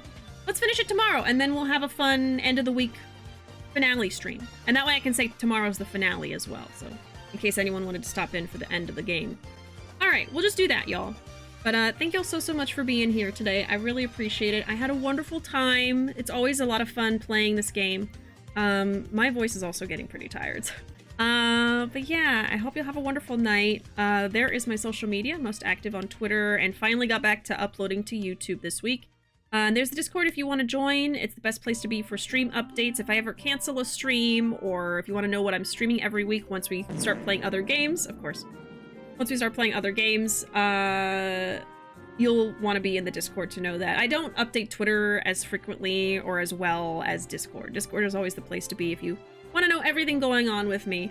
But yeah, I hope you have a wonderful rest of your nights. Go get some food or go get some sleep, go get some beverage, whatever you need. And I'll be back tomorrow. I'll see y'all then. Bye.